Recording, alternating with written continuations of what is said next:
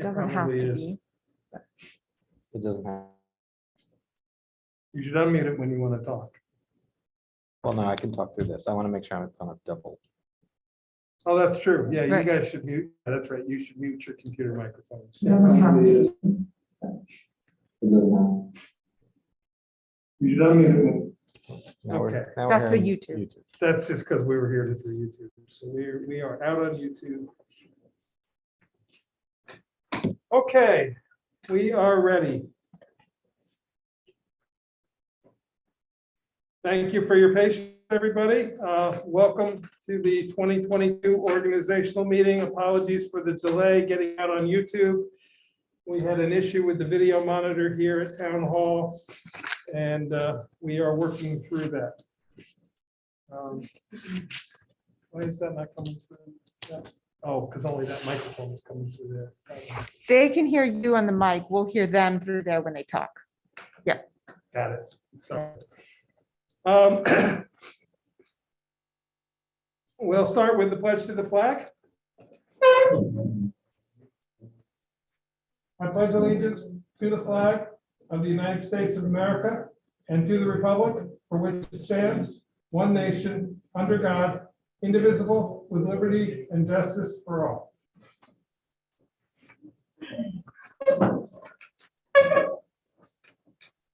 Okay. I'd like to also just have a moment of remembrance for all who have passed in 2021 and all who continue to suffer through COVID.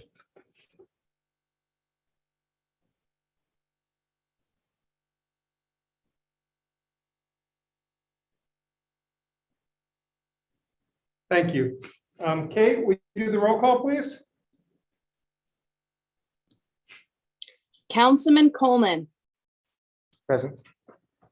Councilman Anawen, Present.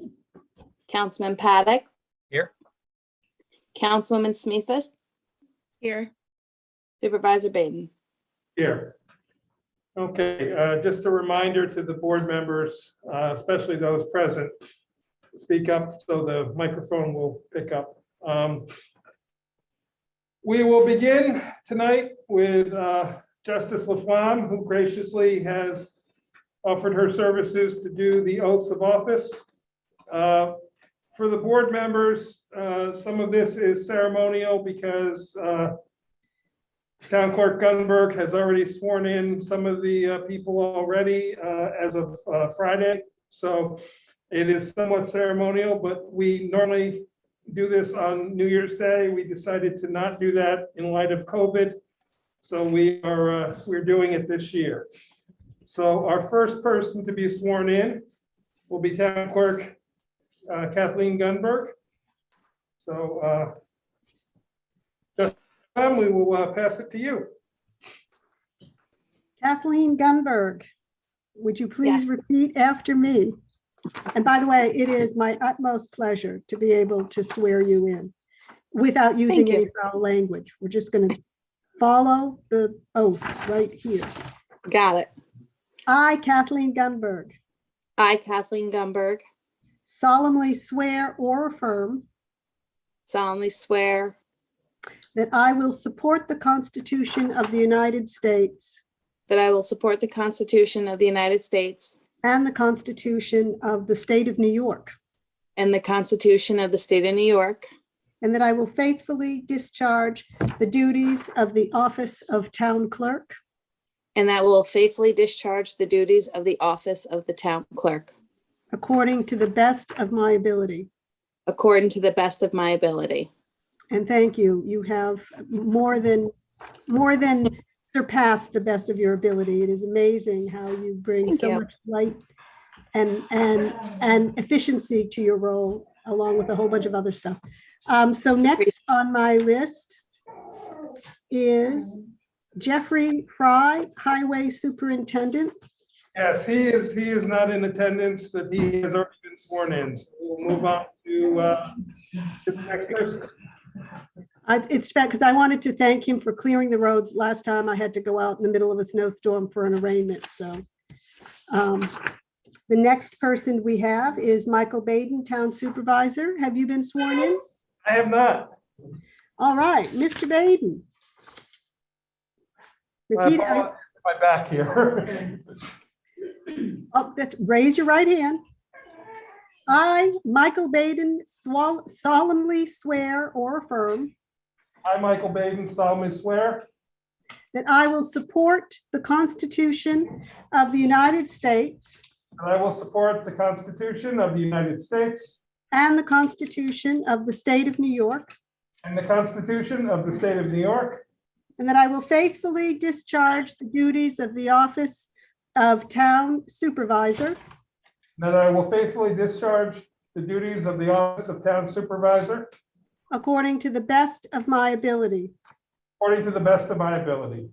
And thank you very much for past and looking forward to future service. Thank you very much. Charlotte Smythe. Did I get that right, Charlotte? It's me, Seth. Boy, okay, let's try It's that. okay. Everyone does it. My last name was easier to pronounce before I got married. I haven't had to deal with this for long. You could have said, hey, let's trade. No. Yeah. Yes, me, Seth. Smith. Like there's a line between the I and the S. Me, Seth. Smith. You got it. It doesn't roll off my French Canadian tongue. I don't know why. I My mean, most people. apologies. It's okay. I, Charlotte Smith, I, Charlotte Smeeseth, solemnly swear or affirm solemnly swear that I will support the Constitution of the United States of America. that I will Oh, I support just the read it. Constitution of the United States of America I put that of America in there, but I think that's Okay. fine. And the Constitution of the State of New York. and the Constitution of the State of New York, And that I will faithfully discharge the duties and that I will faithfully discharge the duties of the office of Town Council of the office of Town Council according to the best of my ability. according to the best of my ability. Well, thank you, and look forward to watching you in service over the next year. Thank you. And then finally, we have, but last but not least, as they say, Mr. Michael Coleman. Hello, Mr. Coleman. Hello. If you'd raise your right hand, I forgot about that part last time, and repeat after me.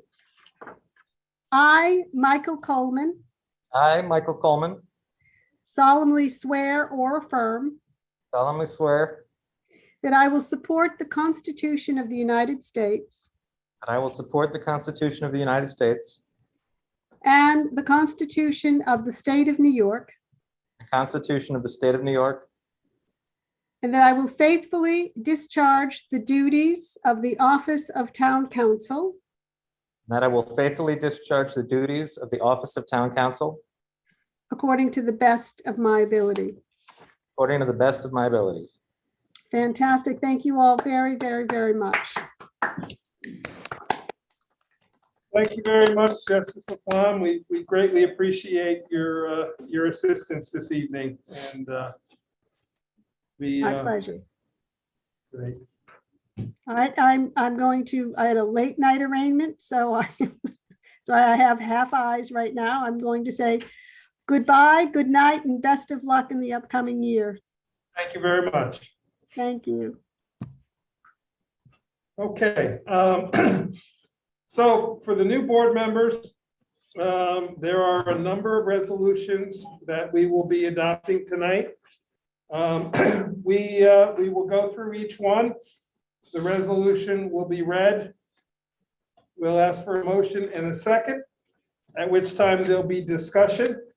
If you would care to make any discussion points, that is the appropriate time. If you would care to make a subsequent motion to amend the resolution, that is allowed. We would then ask for a second to the amendment. We would have discussion on the amendment. We would have a vote on the amendment. And then if the amendment passes, well, then we would have a vote on the amended resolution. If the vote, the amendment does not pass, then we would have a vote on the original resolution. Not as complicated as it may have sounded, but I bring this up because there are a couple things that were put in here as placeholders that I do want us to have discussion on.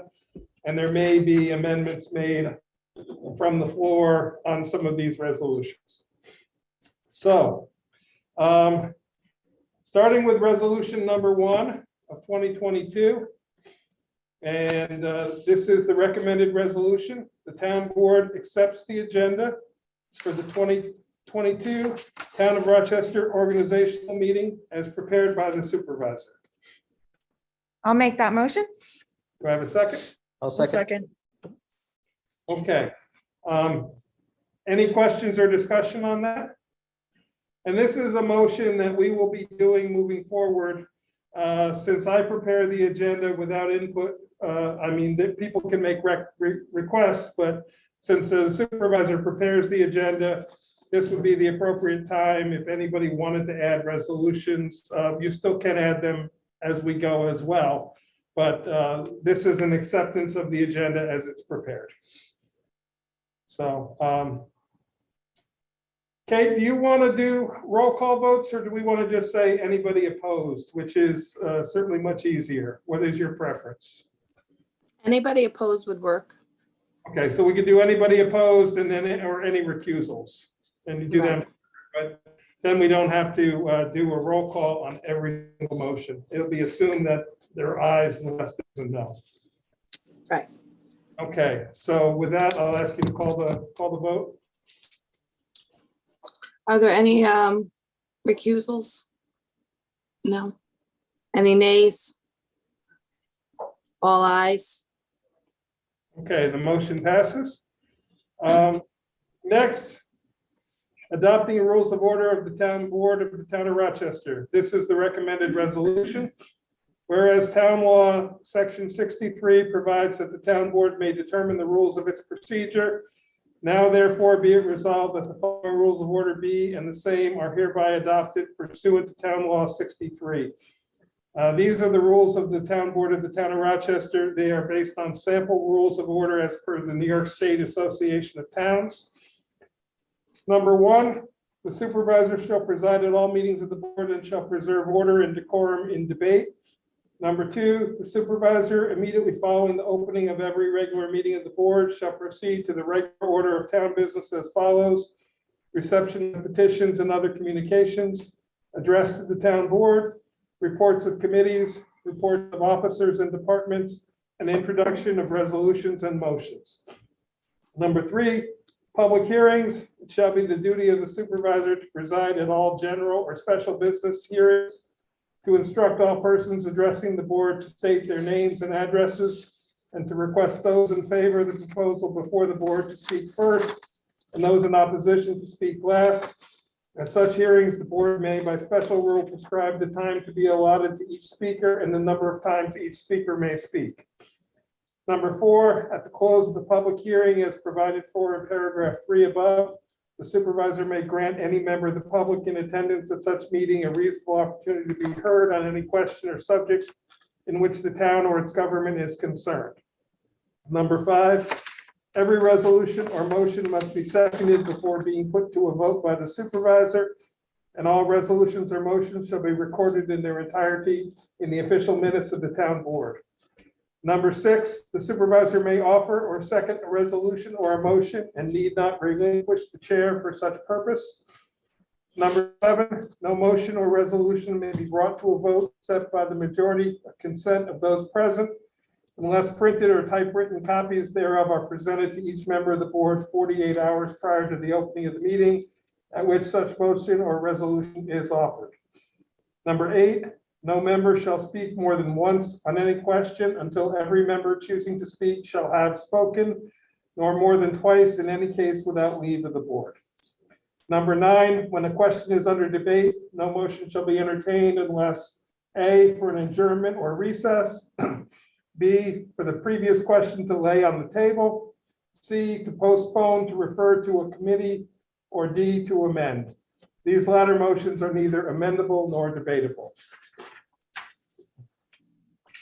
Number 10, no motion shall be made to offer any amendment to any amendment already before the board on any, Proposition, what's the word? proposition. Proposition. Oh, it must have gotten cut off. Yeah.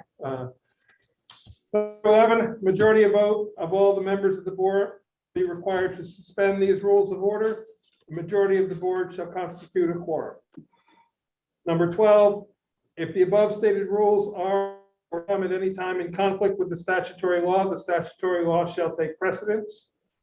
Number 13, no member of the public shall engage in any demonstration, booing, hand clapping, or otherwise disrupt the formality of a town board meeting. Number 14, any person speaking to the board with the consent of the supervisor shall address their remarks to the board, not to other members of the audience in the form of a debate. So do I have a motion for that? I'll make that. I'll second. Okay, so we have a motion and a second for discussion. I know it's a lot to digest. What I would like to do is work our way through it, having discussion on each item.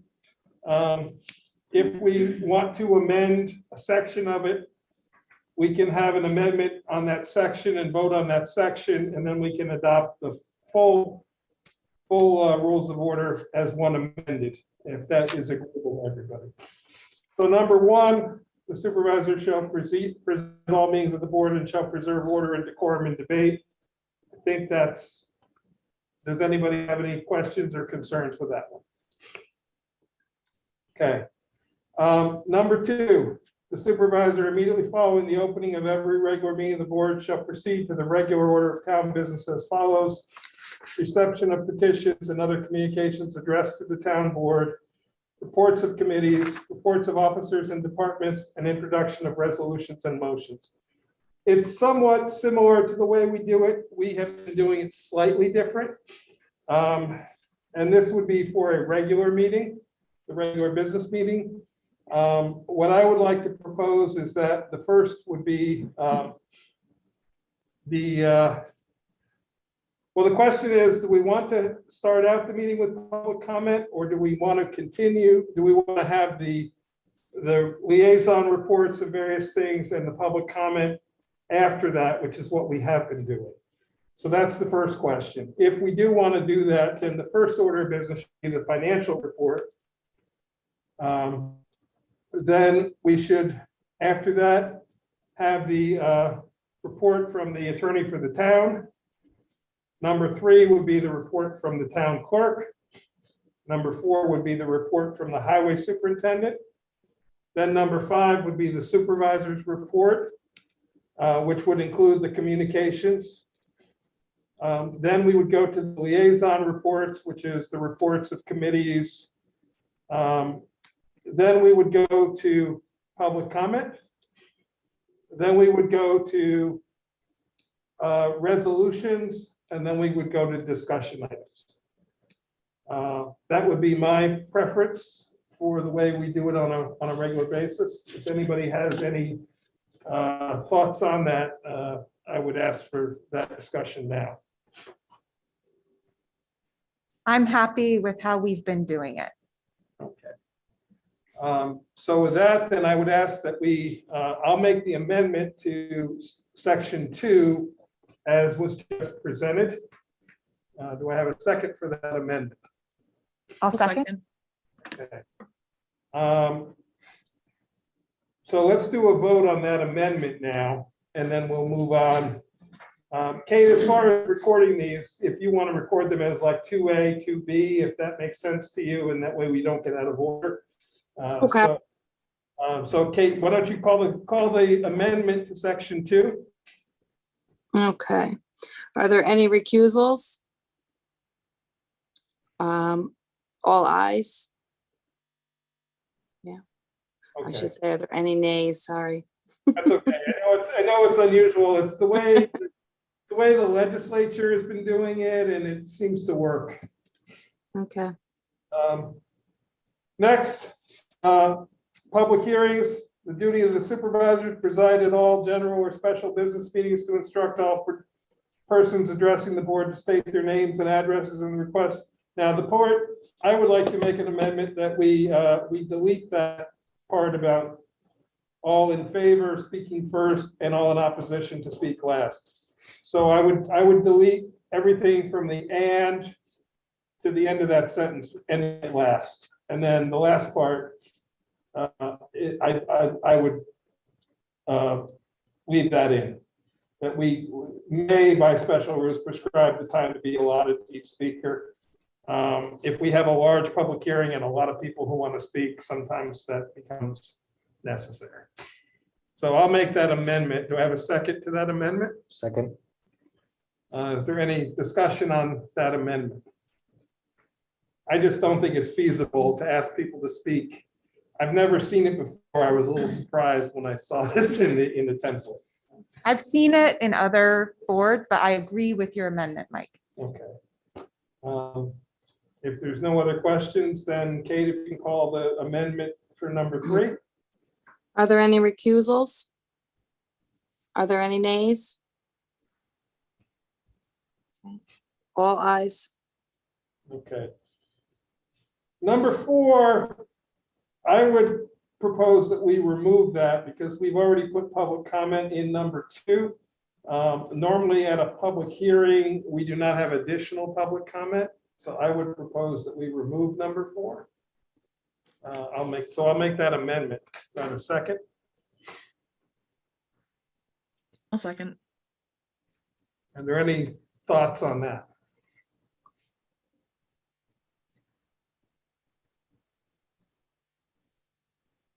My feeling is a public hearing is usually on a particular topic. Yeah. If I'm not, and we have our we have public our public comment. hearing as part of another meeting, we will have an opportunity to speak at that meeting. Mhm. So, or if the public hearing is just on that particular topic, then it's not really appropriate to have other public comment on other topics. I don't see the necessity of it because we're already including public comment in our regular meetings. Right. So is there any other thoughts on it? If not, then I'll call the question. If Kate, if you can take the vote on that.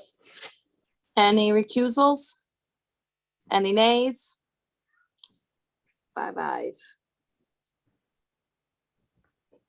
5,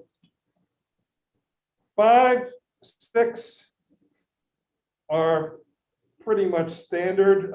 If nobody has any issues, I would propose that we just accept those and then move on.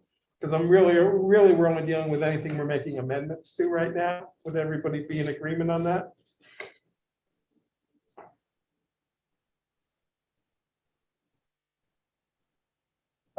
Number 7, I think this is very good. Mhm. So if we want to add a resolution that is already not in the published agenda, that there has to be a vote to allow it to be made, and then it can be made. But if there's a majority vote to allow an addition of a resolution, so first we would do a motion to allow it to be added, and then we would do a motion for the resolution.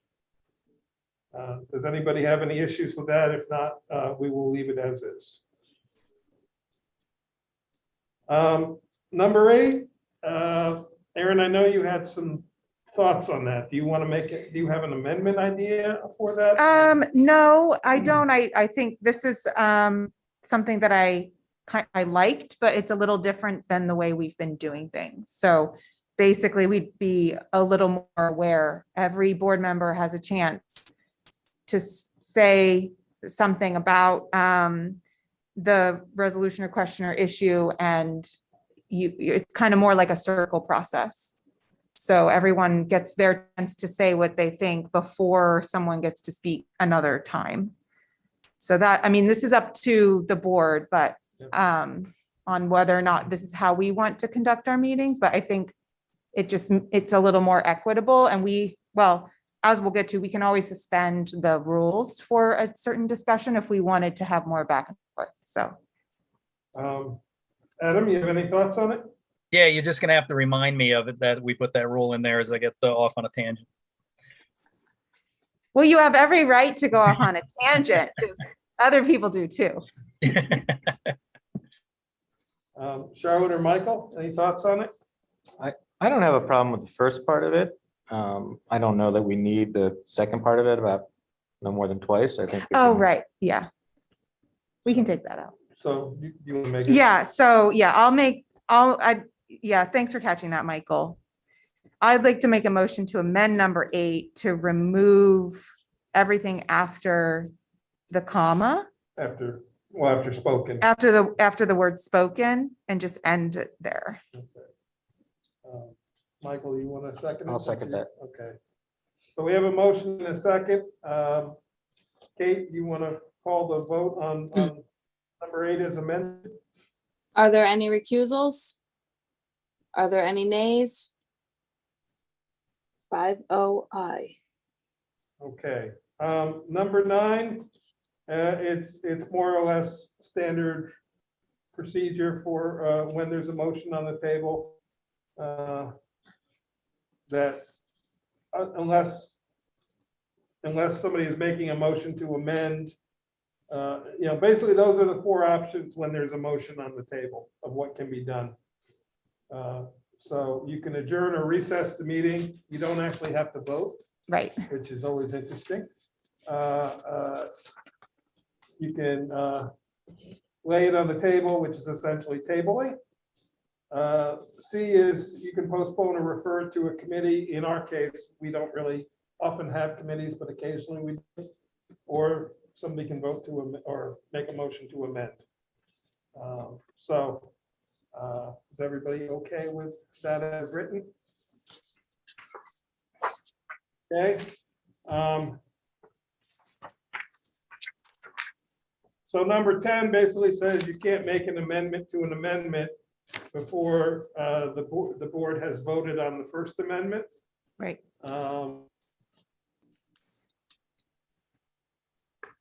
We can leave that in. Sometimes there are cases where somebody will make an amendment and then there's actually, based on the last rule, we wouldn't go to discussion after an amendment. We'd go immediately to a vote. So I guess it's a non-issue.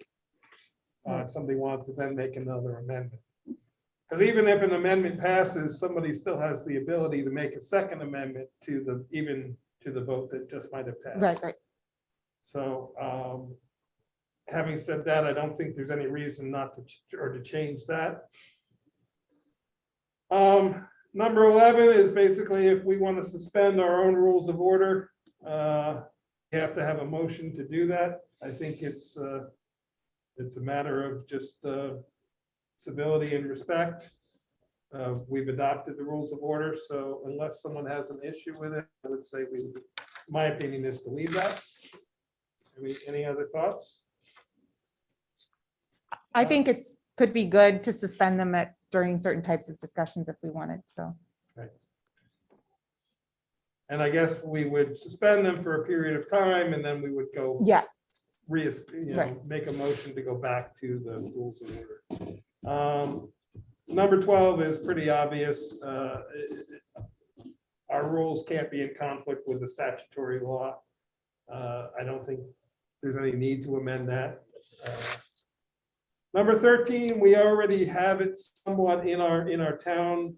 There is a town policy that involves videotaping of meetings and recording of meetings that was established quite some time ago, and some of that is in there. I think it makes sense. We would publish these rules of order for our meetings and have copies with the agenda for each meeting. And number 14 also, we are already asking people to do that. This is just sort of establishing it as the rules. So with that being said, are there any other things that anybody would want to add beyond this template? And if nobody has anything, then I'd ask for a motion to approve resolution 2 as amended. I'll make that motion. A second? I'll second. Okay. Kate? Call the vote. Are there any recusals? Are there any nays? All ayes.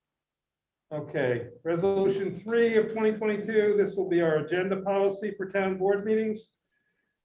The town supervisors shall prepare each meeting agenda, transmit such agenda to the town clerk, town board, highway superintendent, attorney for the town, and website coordinator no later than 48 hours prior to each meeting. The first resolution to be considered at each meeting shall be the adoption of the agenda as presented or amended.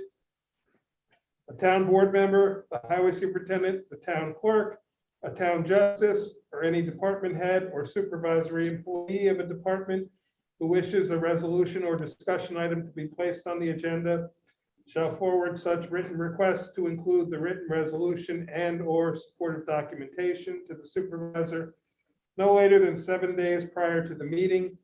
Backup material for the agenda items will be prepared by the supervisor and emailed to the town board members, and public backup material will be sent to the website coordinator for posting no later than 24 hours prior to the meeting. The supervisor reserves the ability to add agenda items with the consent of town board members for emergency or time-sensitive items. I'll make that motion. Do I have a second? I'll second. Okay. It's kind of what we're doing, but it more formally codifies it. It puts a little bit more pressure on me to make sure that it's done in that time frame. But I really want the agenda to be made up of things that the board or any other department heads or elected officials want on the agenda. This way, the 7 days prior gives me the time over the weekend prior to get the agenda ready, so then it can be put out by Tuesday for a Thursday meeting. I will always try to get it out 72 hours in advance, but the 48 hours is just to give us a little bit of leeway. The 24-hour posting of the information is now required by New York State law. So, so if there's no questions on that, Kate, call the vote. Well, Are there any recusals? I'm sorry, I had some discussion. I'm sorry. Yep. Yep. So I was curious if we could lower the 7-day threshold possibly, because my thinking is if I were to talk to somebody on a weekend and then to have 7 days if there's an issue, and this is all about time things, or if there's some Yeah. issue that needs to come up, is there a way we could shorten that time frame? And I know that it's a lot of work to get the agendas together. It is, because if I didn't get it till Monday, and then I have to have the agenda ready in theory by Monday night. Bear in mind, we can add time-sensitive items or emergency items with that list. But it's just, the reason of the 7 days is that way it's to me by the end of Thursday. I'd be comfortable going to 6 days, but I really spend the weekend doing the agenda. Yeah. Okay. And it's really trying to have it ready for Monday. So when things come in at the last minute is when mistakes get made. It's when things don't get done right. I'd be willing to amend it to 6 days if you want, but I really don't want to go any shorter than that. So that would be the Friday. That would be the end of Friday For a regular meeting. for a regular meeting. Yeah, I mean, most of our meetings are on Thursdays, and that's kind of using that as the template. As we long change- as, go ahead, Charlotte. Could we possibly change the wording for guaranteed onto the, sorry, I'm trying to figure out where to put it in the sentence, but saying that it's 7 days prior to guarantee a spot on the agenda for it. And then if you get requests after that, it's up to if you have the time to add them to the agenda. Yeah, we could do that. I think the 7 days prior to the meeting, that was the intent, that it was guaranteed. I'm not going to censor anything. If I get a request 7 days prior, I'll put it on the agenda.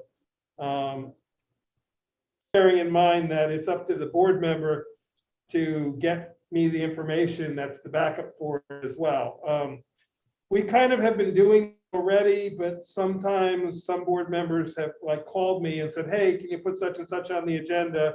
And then I wait and wait and wait for the backup material and then don't get it. And then I get it, the 2 days before the meeting or the day of the meeting.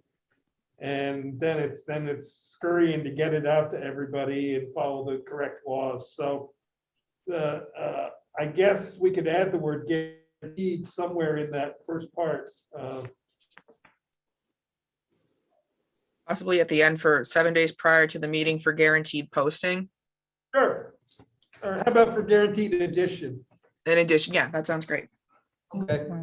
7 days prior to the meeting for guaranteed addition.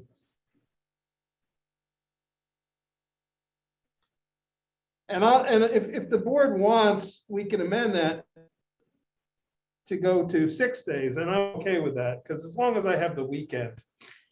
Because it really does, it's throwing the agenda together is not as easy as people think, because it's not throwing it together. I think you guys see, this is an example that every resolution is written out, all the backup material is there, all the information is there. So, Okay, so I'll make a motion to amend Resolution 3. That it is no later than 6 days prior to the meeting for guaranteed addition. okay, and the remainder to remain the same, Yes. okay. Do I have a second on that? I'll second. Okay, any, well, we have an amendment, so first we have to vote on the amendment. Kate, if you call the amendment question. Are there any recusals? Are there any nays? 5 ayes. Okay, and now I'll call for a vote on the resolution as amended. Any recusals? Any nays? 5 ayes. Okay, resolution 4, voting procedures. Pursuant to Town Law, Article 4, Section 60, 63, and 64, which voting of the town board. All right, whistle's going off. Wait a minute.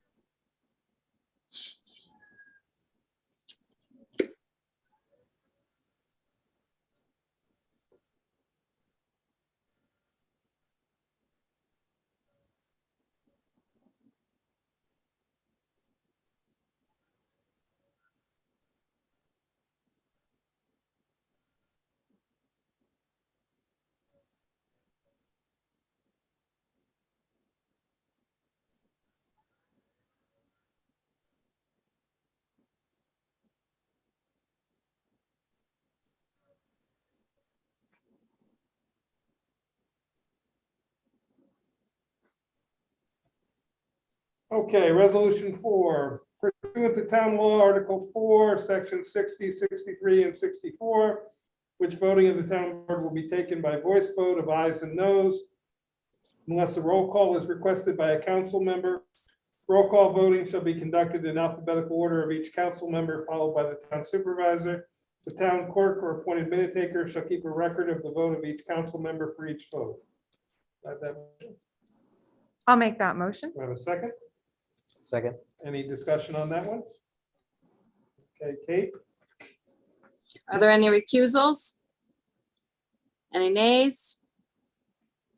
All ayes. Okay, resolution 5 of 2022, authorization of supervisor to administer day-to-day town business. Pursuant to Town Law, Article 3, Section 29, subsection 16, the town board hereby authorizes and delegates to the town supervisor the powers and duties of day-to-day administration and supervision of all town and special improvement district facilities and employees consistent with and in furtherance of any and all county, state, and federal laws applicable thereto, and with any and all collective bargaining agreements, local laws, resolutions, or policies heretofore or hereafter adopted by this town board. Do I have that resolution? I'll make the motion. I'll second. Okay, any questions or discussion? Okay, roll call, or no, Any sorry. recu- Not roll any call. Any Sorry. nays? That was my mistake. That's all right. All ayes. I was forced to have it, apologies. Resolution 6 of 2022. Selection of monthly regular business town board meeting dates. Pursuant to Town Law, Article 4, Section 62, that the town board 2022 monthly regular business town board meeting shall be held on the first Thursday of each month at 6:30 p.m. at the Harold Lipton Community Center, 15 Tobacco Road, Accord, New York, 12404, or via virtual source as may be allowed under Governor's Executive Order.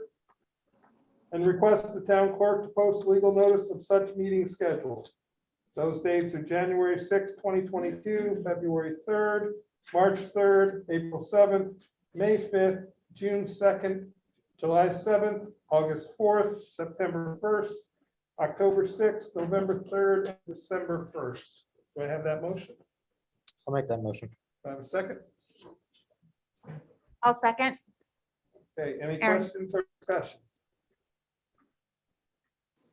I checked, there's no holidays. on Okay, it. great. I forgot to check that one. No, I already checked. Kate? Any recusals? Any nays? All ayes.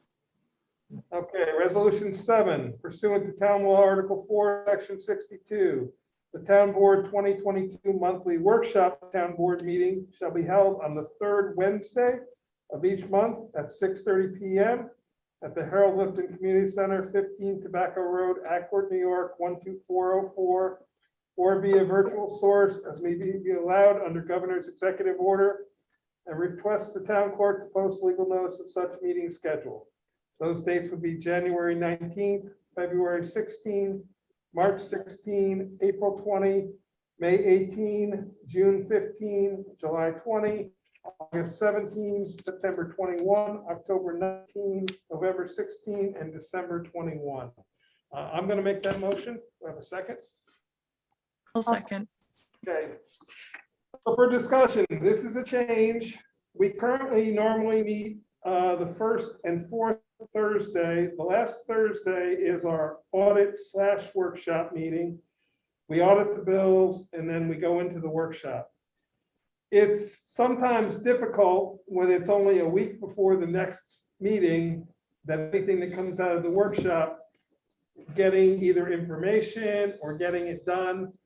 Certainly, if we're going to ask for the agenda items 6 days beforehand, agenda item would have to be the very next day. So what I'm proposing is that we split the next resolution after this is for our audit meetings to continue as is. What this would mean is 3 meetings a month instead of 2. But I think we'd have our regular meeting.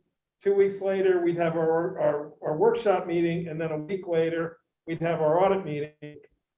The reason it's a Wednesday and not a Thursday is the third Thursday of the month is the ZBA meeting, and we'd run into a conflict with the meeting space. So that's my resolution. I'm open to hear anybody's thoughts on it.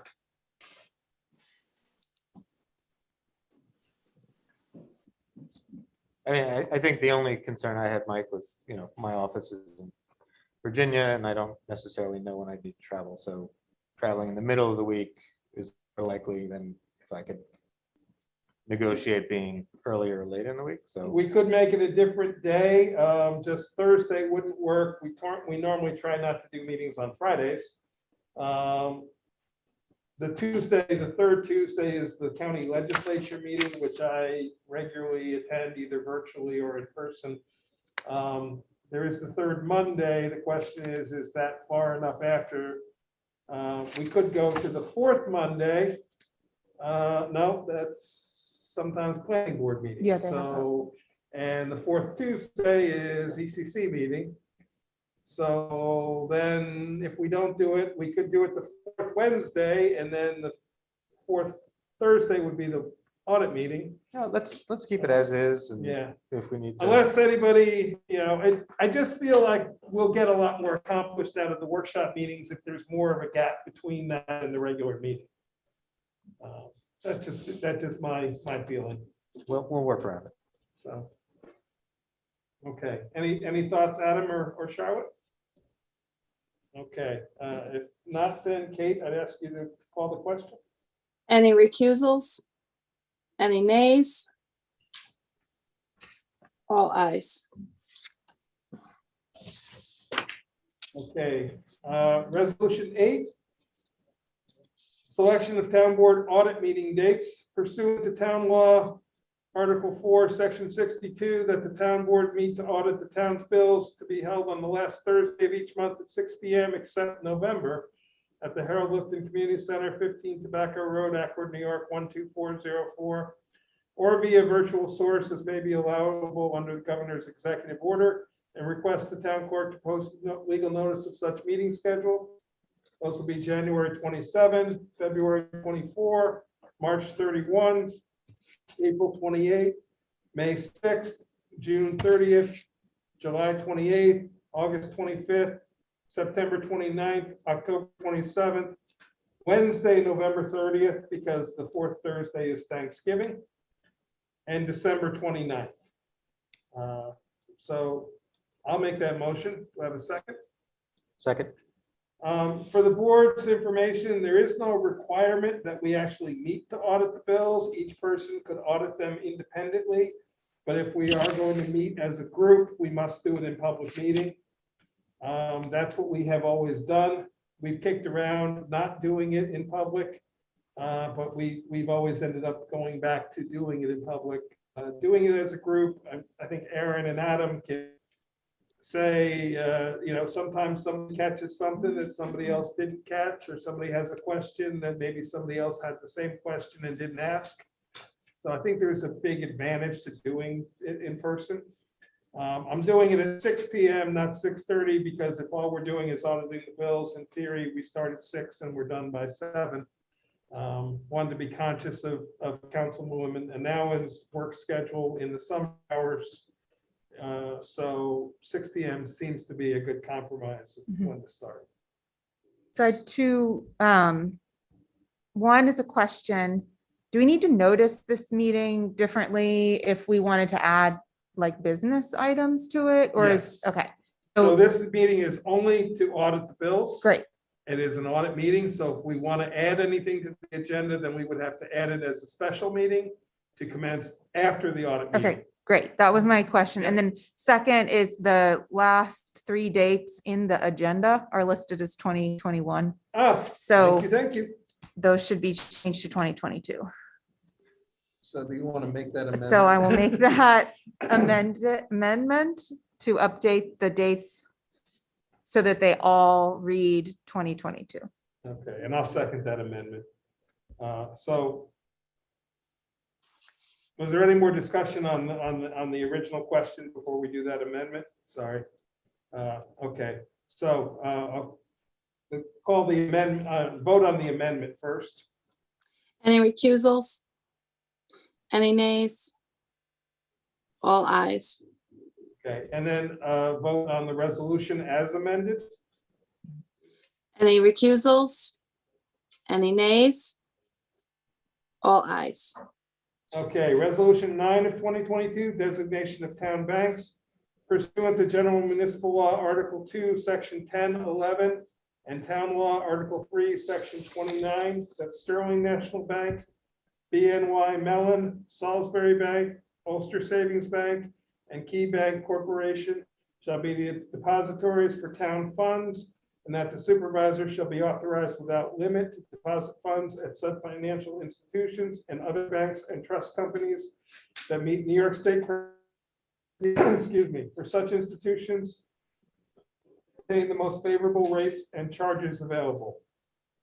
The supervisor shall be authorized to open, operate, maintain, and manage any deposit, checking, and investment accounts at any such institution on behalf of the town, and shall have signing authority over such accounts. Do I have that motion? I'll make that motion. I have a second? I'll second. Any discussion? These are all various banks that we have, that we currently do business with in one form or another. So, Kate, we call the vote, please. Any recusals? Any nays? All ayes. Resolution 10 of 2022, designation of official newspaper pursuant to town law, article 4, section 6411. The Shungum Journal, a newspaper regularly published in Ulster County and having a general circulation in this town, and being a newspaper entered as a second-class mail matter, shall be designated as the town's official newspaper. Legal notices may also be published in the Daily Freeman or Times Herald Record if the Shandong Journal is not available in a timely manner. I'll make that resolution. I have a second. I'll second. Any discussion? If the question is, if either of the new board members is wondering, the Bluestone Press being only twice monthly is not eligible, it must be a minimum of a weekly newspaper to be an official newspaper. So, Kate, call the vote. Any recusals? Any nays? All ayes. Number 11, 2022 designated town holidays pursuant to the employee handbook and the IBW Local 363 collective bargaining agreement, that the following are designated town holidays for 2022. All town offices shall be closed for services on these dates. Friday, December 31st, 2021 was New Year's Day observed. Monday, January 17, 2022, Martin Luther King Day. Monday, February 21, 2022, President's Day. Monday, May 30th, Memorial Day. Monday, July 4th, Independence Day. Monday, September 5th, Labor Day. Monday, October 10th, Columbus Day and Indigenous Peoples Day. Tuesday, November 8th, Election Day. Friday, November 11th, Veterans Day. Thursday, November 24th, Thanksgiving Day. Friday, November 25th, Native American Heritage Day. Monday, December 26th, the Christmas Day observed. Monday, January 2nd of 2023 will be New Year's Day observed. Additionally, in 2022, these departments will be closed with respective employees receiving full pay, provided they are scheduled to work and not utilizing vacation, sick, or personal time. The Town Justice Court office will be closed on New York State Primary Day. The transfer station will be closed Saturday, December 24th, and replaced with Wednesday, December 21st. The transfer station will be closed Saturday, December 31st, and replaced with Wednesday, November 28th. December. Sorry. Do I have that motion? I'll make the motion. Do I have a second? I'll second. Any discussion? I have one discussion item Yes. that I wanted to bring up, and then I could make an amendment if the board is amenable. So there's a new federal holiday, and it's Juneteenth. And this year it's observed on June 20th, 2022. So I wanted to see if the board wanted to add that. The school is out on that day. So the school year ends in June, at the end of June, but there is no school on that day. So it's a federal holiday now. And we could, What day of the week is? it's a Monday. That's a Monday? Yeah. So it's June So 20th? June 20th is the reserve day this year. The Okay. holiday is the 19th, of course. Well, you want to make that one? Sure. So I'd like to make a motion to include June 20th, 2022 as Juneteenth observed. I'll second that motion.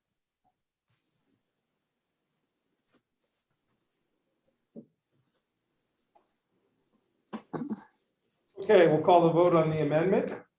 Does anybody want a roll call vote, or does the board feel comfortable in voting as a group? Okay, Kate, go ahead and call the vote. Any recusals? Are there any nays? All ayes. Okay, and now voting on the amendment to the amended resolution number 11. Are there any recusals? Are there any nays? All ayes. I will notify the IBW local, because the holidays that are listed Yeah. are part of their collective bargaining agreement. Right. But I'll let them know we're adding this. Okay. And Yeah, that was that was why I brought it up as a Yep. discussion we item. can add, we just can't take away. Okay, got it, So, got it. They will never turn down a day off. Got it, got it. Resolution 12 of 2022 pursuant to town law, Article 8, Section 116A and Section 123 and Article 4, Section 64. That the firm of Sickler, Allen and Churchill CPAs PC shall be named as independent auditor certified public accountants to the town for the preparation of the 2021 annual update document for the fiscal year ending December 31, 2021. I'll make that motion. And in that case, the 2021s are correct. Right. So do I have a second? Second. Any discussion? Kate, you call the vote? Any recusals? Any nays? All ayes. Number 13, the filing of the annual update document pursuant to town law, Article 3, Section 2910A, that the supervisor shall submit to the town clerk within the period described in Section 30 of the general municipal law, a copy of the report to the state comptroller required by Section 30 of the general municipal law, providing, however, that if the time for filing of the annual report has been extended by the state comptroller as provided in the said statute, then the time for submitting a copy of the report to the town clerk similarly shall be extended.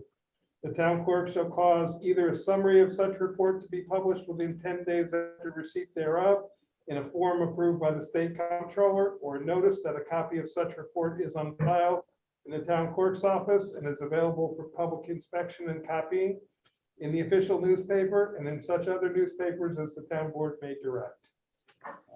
I'll make that motion. Do I have a second? A second. Any discussion? Kate, call the vote. Any recusals? Any nays? All ayes.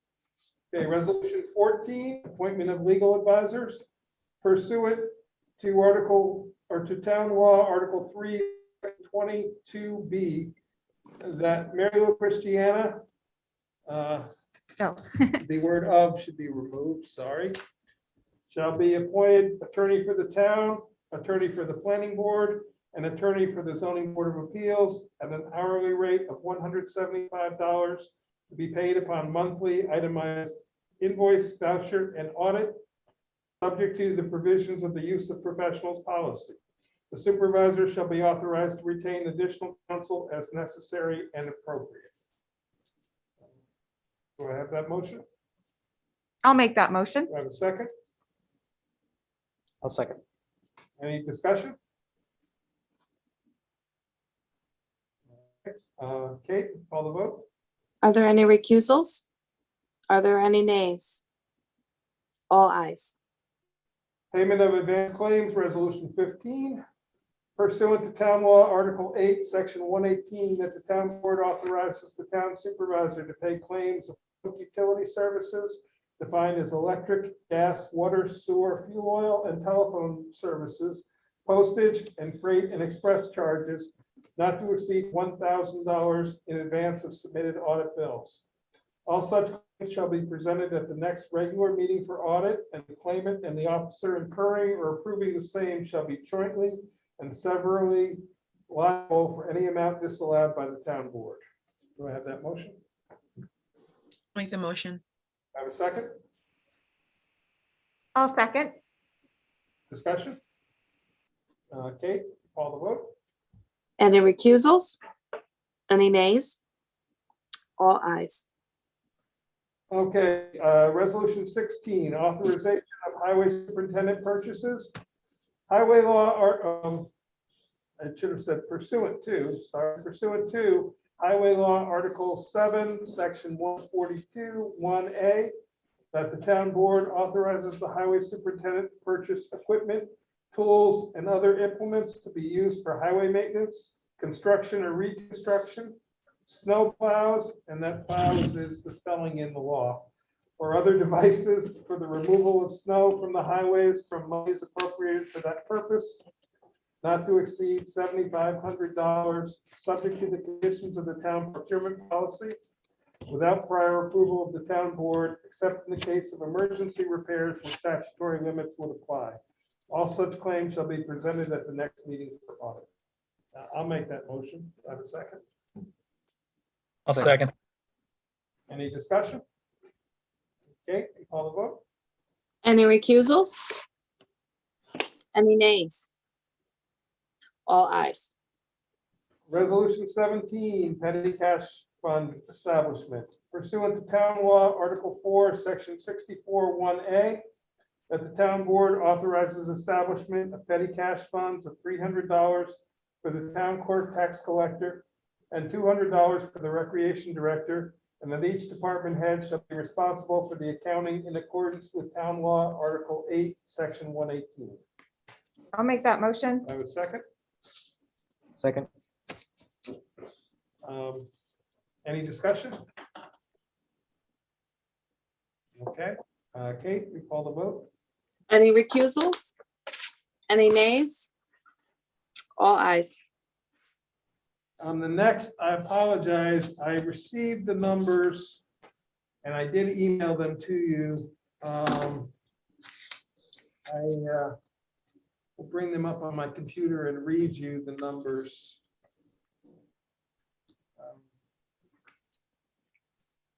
Our insurance agent was delayed in getting the answers from.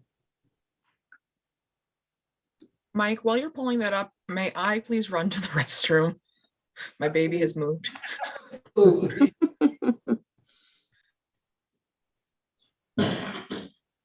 I'll be back in 1 sec.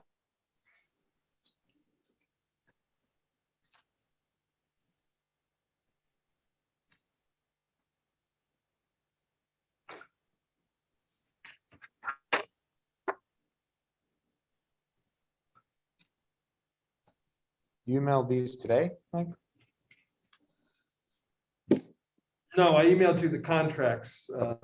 I didn't email you the numbers, but the numbers were in the contract. Got it, okay. Yeah.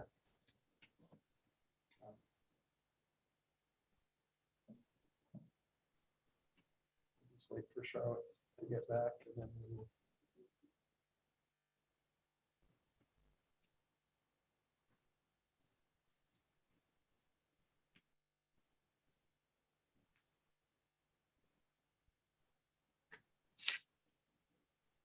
Apologies, I'm back.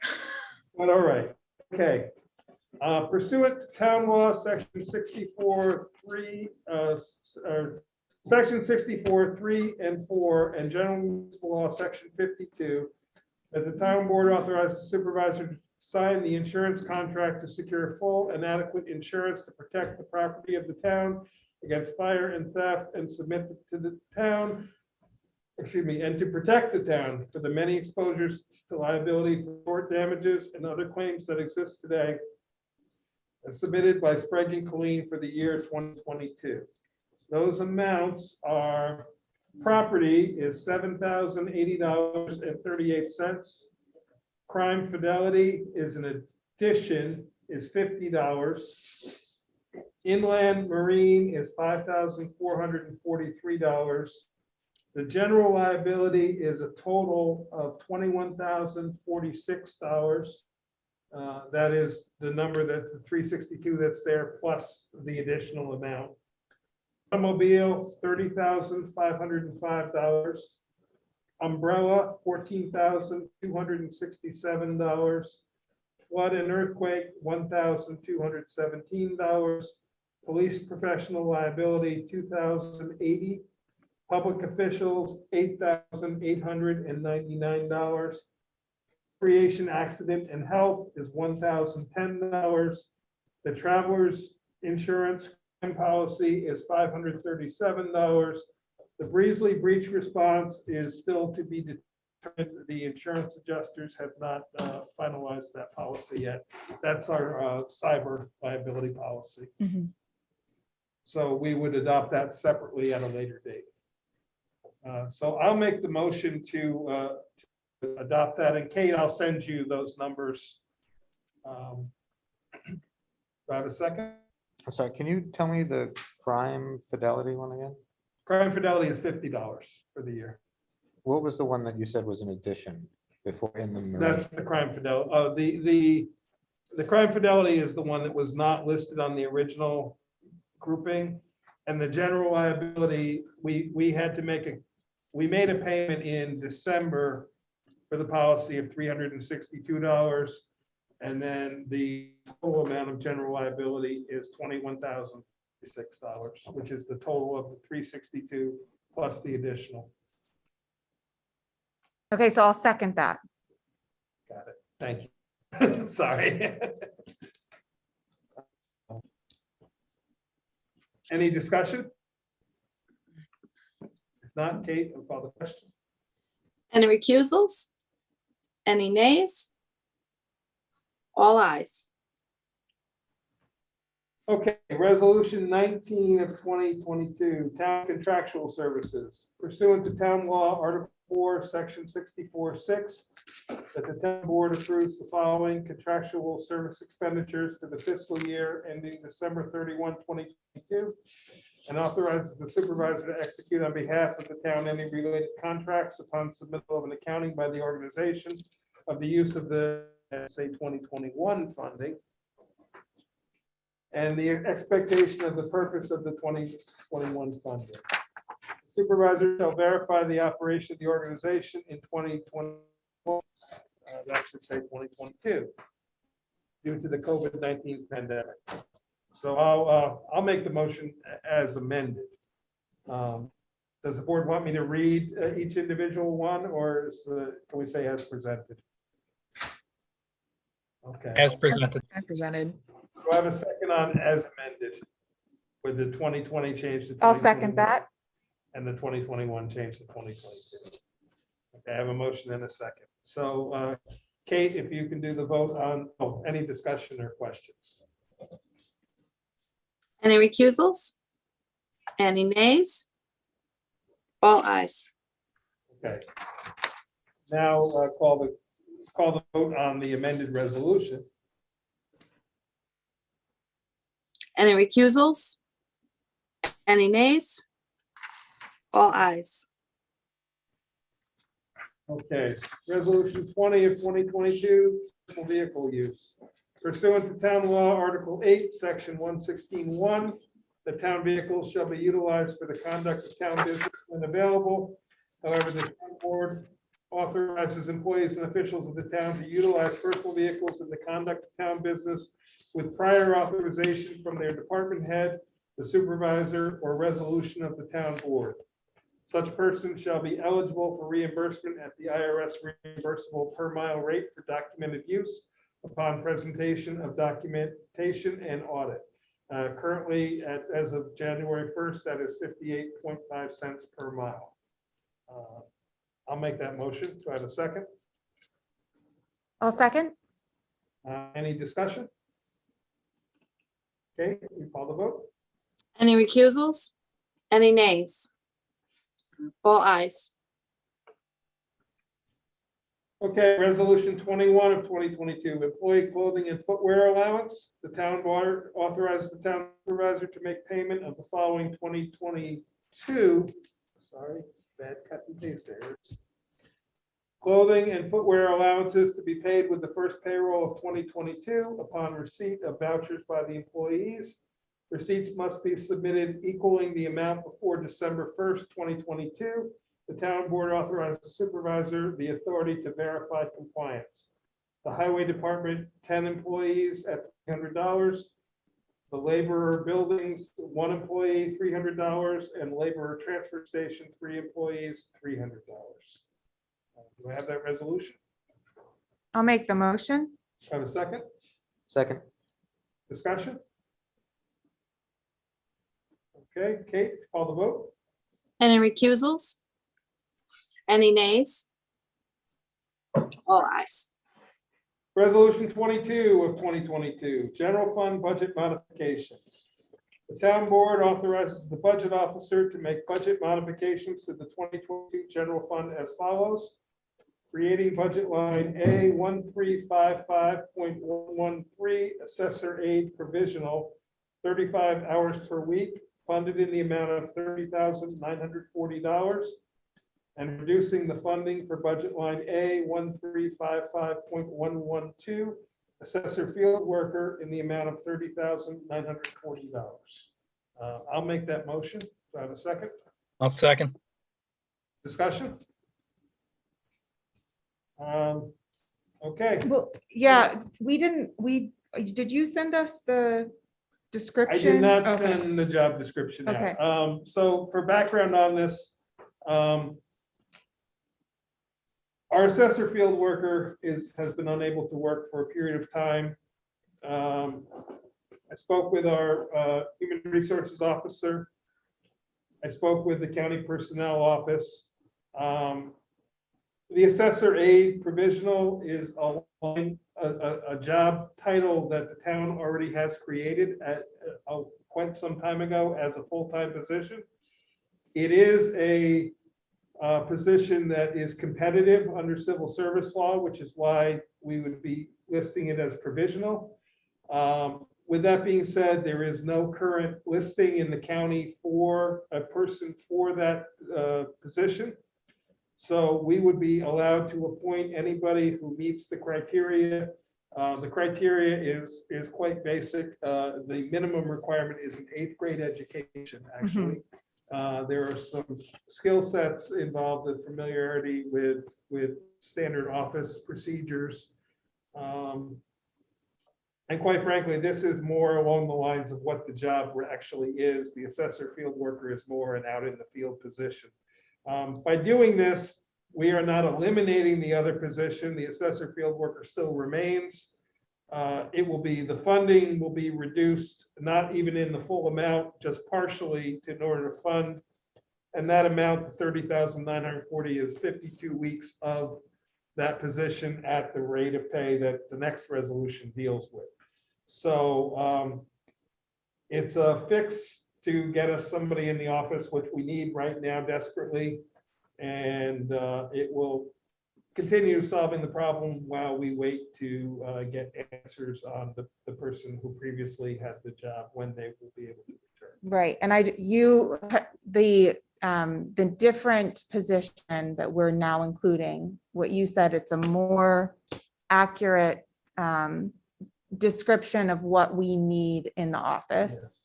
And that's the reason why we'd like to include this, because it's more in line with the actual position that we're seeking. But we are not eliminating the original position. It is still in the budget line. It is still funded. That's why I'm giving it a whole new number. We're essentially now funding a position that the town has already authorized to reinstate, and that will get us through in the short term. And then the person, we will advertise for it. I will be coming back with resumes at some point. We will be holding interviews, involving the assessor in those interviews. We will then hire a person. They will be made with full knowledge that it will be provisional, and they have to take a test, and they have to score in the top 3 on that test in order to be offered the job. So there is all that too, but this will get us to a quicker solution to solving the problem without removing the other person from employment at this moment. So is the assumption that there's a net change of 0 from a budget perspective? Right Because- now, it's a net change of 0, right? We are At this moving- point, At this Yeah. point, we are moving $30,940 from one budget line to another. So we're not increasing the budget, we're not decreasing the budget, we're just shifting from our published budget. and in the future, depending on what Yeah. happens. Depending on what happens. We can always make There more. are many options. We could fund both positions Okay, that- utilizing fund balance. There's many creative ways we could resolve this. But until we need somebody in there, and hiring a temporary is not really the answer. Yep, understood. So, any other questions? Okay, Kate, and call the vote. Any recusals? Any nays? All ayes. Okay, number 23 of 2022, employee and elected official salary and wage schedule pursuant to town law, Article 3, Section 21B, and Article 8, Section 116(1). That the town board establishes the position of the salary and wage schedule for elected and appointed positions for 1 year, and that the holder of each position shall be paid at the rate specified therein for the period worked period specified therein, subject to the amounts budgeted therefore, effective as of January 1, 2022. And I'm going to, since the public may not have this, I'm going to read these. The fire inspector, part-time at $21.50 per hour for 15 hours a week. The zoning coordinator at $21.25 per hour at 37.5 hours per week. Confidential secretary, bookkeeper to the supervisor at $21 an hour for 40 hours per week. Deputy town clerk 1 at $19.50 per hour at 35 hours per week. Clerk to Justice Alba, $19.50 per hour, 28 hours a week plus court hours. Clerk to Justice LaFlamme, $18 per hour at $18.25 per hour at 28 hours per week plus court hours. Deputy Town Clerk 2, $18 per hour at 35 hours per week. Planning Board ZBA Clerk, $18 per hour, 35 hours per week plus meetings. Assistant Recreation Director, $17.50 per hour at 35 hours per week. Recreation part-time, paid part-time summer times 4 people, $17.25 per hour as per their budgeted hours. Deputy Town Clerk 3, $17 per hour at 35 hours per week. Assessor aide, $17 per hour at 35 hours per week. Constable part-time provisional administration, $16.50 per hour as per budgeted hours. Laborer transfer station is $16 per hour, 32 hours per week, and that is times 3. Constable part-time provisional scheduling, $16 per hour as per the budgeted hours. Constable part-time provisional, this is the one that has achieved the 520 hours worked and is no longer probationary, $15.50 per hour as per budgeted hours. Constable probationary part-time provisional times 4, $15 per hour as per budgeted hours. Recreation aid part-time after school, $13.50 per hour as per the budgeted hours. And counselor part-time for the summer, $13.50 per hour as per budgeted hours. Salary employees, code enforcement officer, building inspector is $52,780 per year for 35 hours per week. Recreation director is $39,000 per year at 35 hours per week. Assessor is $33,582 per year at 20 hours per week. Dog control officer is $16,640 per year on an as-needed on-call basis. The following stipends: budget officer, $8,112 per year. Tax collector, $5,200 per year. Transfer station department head, $5,200 per year. Registrar of Vital Statistics, $2,106 per year. Deputy Highway Superintendent, $1,820 per year. The elected officials' salaries as adopted with the budget: Highway Superintendent, $57,720 per year. Town Clerk, $49,400 per year. Supervisor, $40,300 per year. Town Justice times 2, $15,756 per year. Town Council person times 4, $6,240 per year. Do I have that motion? I'll make that motion. And a second? I'll second. Questions, discussion? One question. Yep. So because of the previous change, should we add the assessor field worker so that we have both positions called out here? We could add that position at this time, except right now it is not budgeted for. We took the money from it to move it to the assessor aid. So if we were to add that position back in, we would do it by another resolution. Okay. So right now it still exists, but it's not funded. So that's why I did not include it in this funding. Got it. There's a number of positions that exist in our list of available positions, but that are unfunded at this time. Any other questions? Okay, Kate, call the vote. Any recusals? Any nays? All ayes.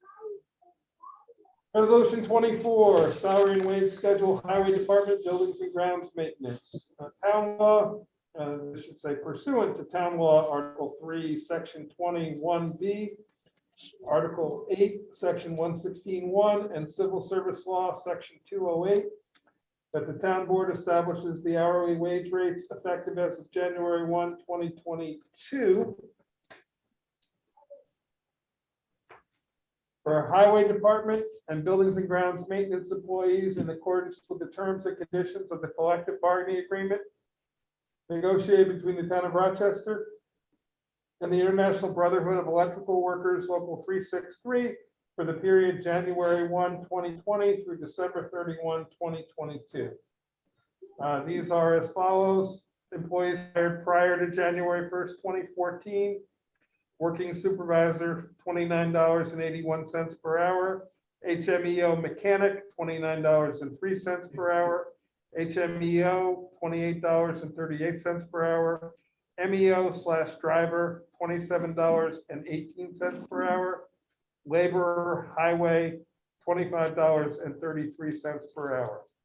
Employees hired after January 1st, 2014. Working supervisor, $27.27 per hour.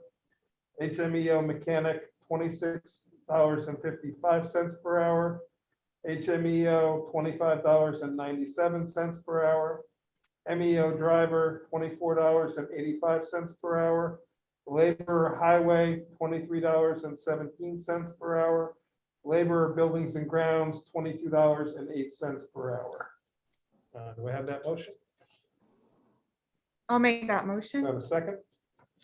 I'll second. Okay. Any questions or discussion? These are all the terms of the contract that we are already in. Kate, call the vote. Are there any recusals? Any nays? All ayes. Okay, resolution 25 of 2022. This will be an amendment to the Town of Rochester Compensation and Benefits Manual. The Town of Rochester Town Board amends Town of Rochester Compensation and Benefits Manual as follows. Section 5.1, medical insurance to be amended as follows. The additions are added in brackets and I'll highlight when I speak it. 5.1.1, eligible participants. The town offers a medical insurance plan, prescription drug plan to each eligible full-time employee. And we're going to add, and each eligible part-time employee is regularly scheduled to work 28 hours per week or greater.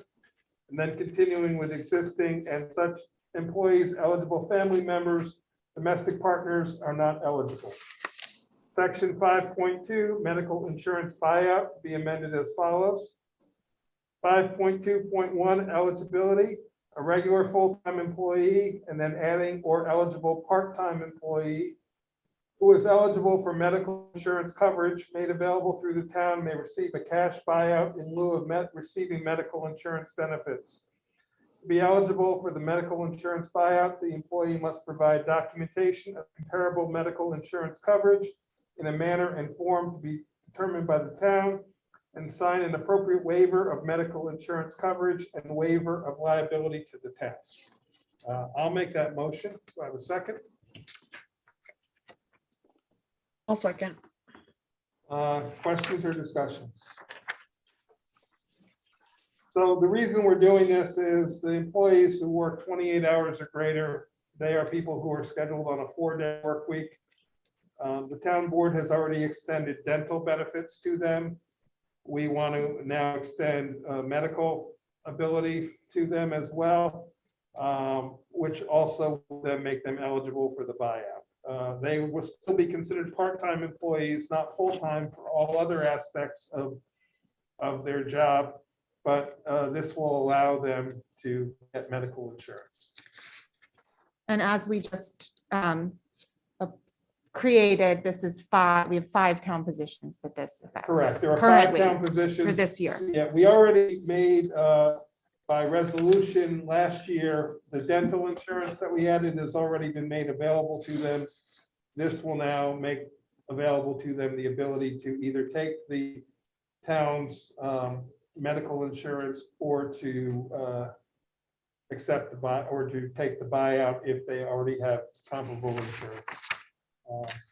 The reason being is most of those people are already working 32 hours a week and the difference between 32 and 35, it feels to me like for 3 hours of work difference, they would have insurance, and I just think it's the right thing to do.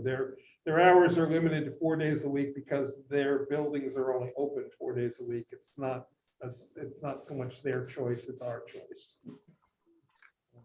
So we'll call the vote.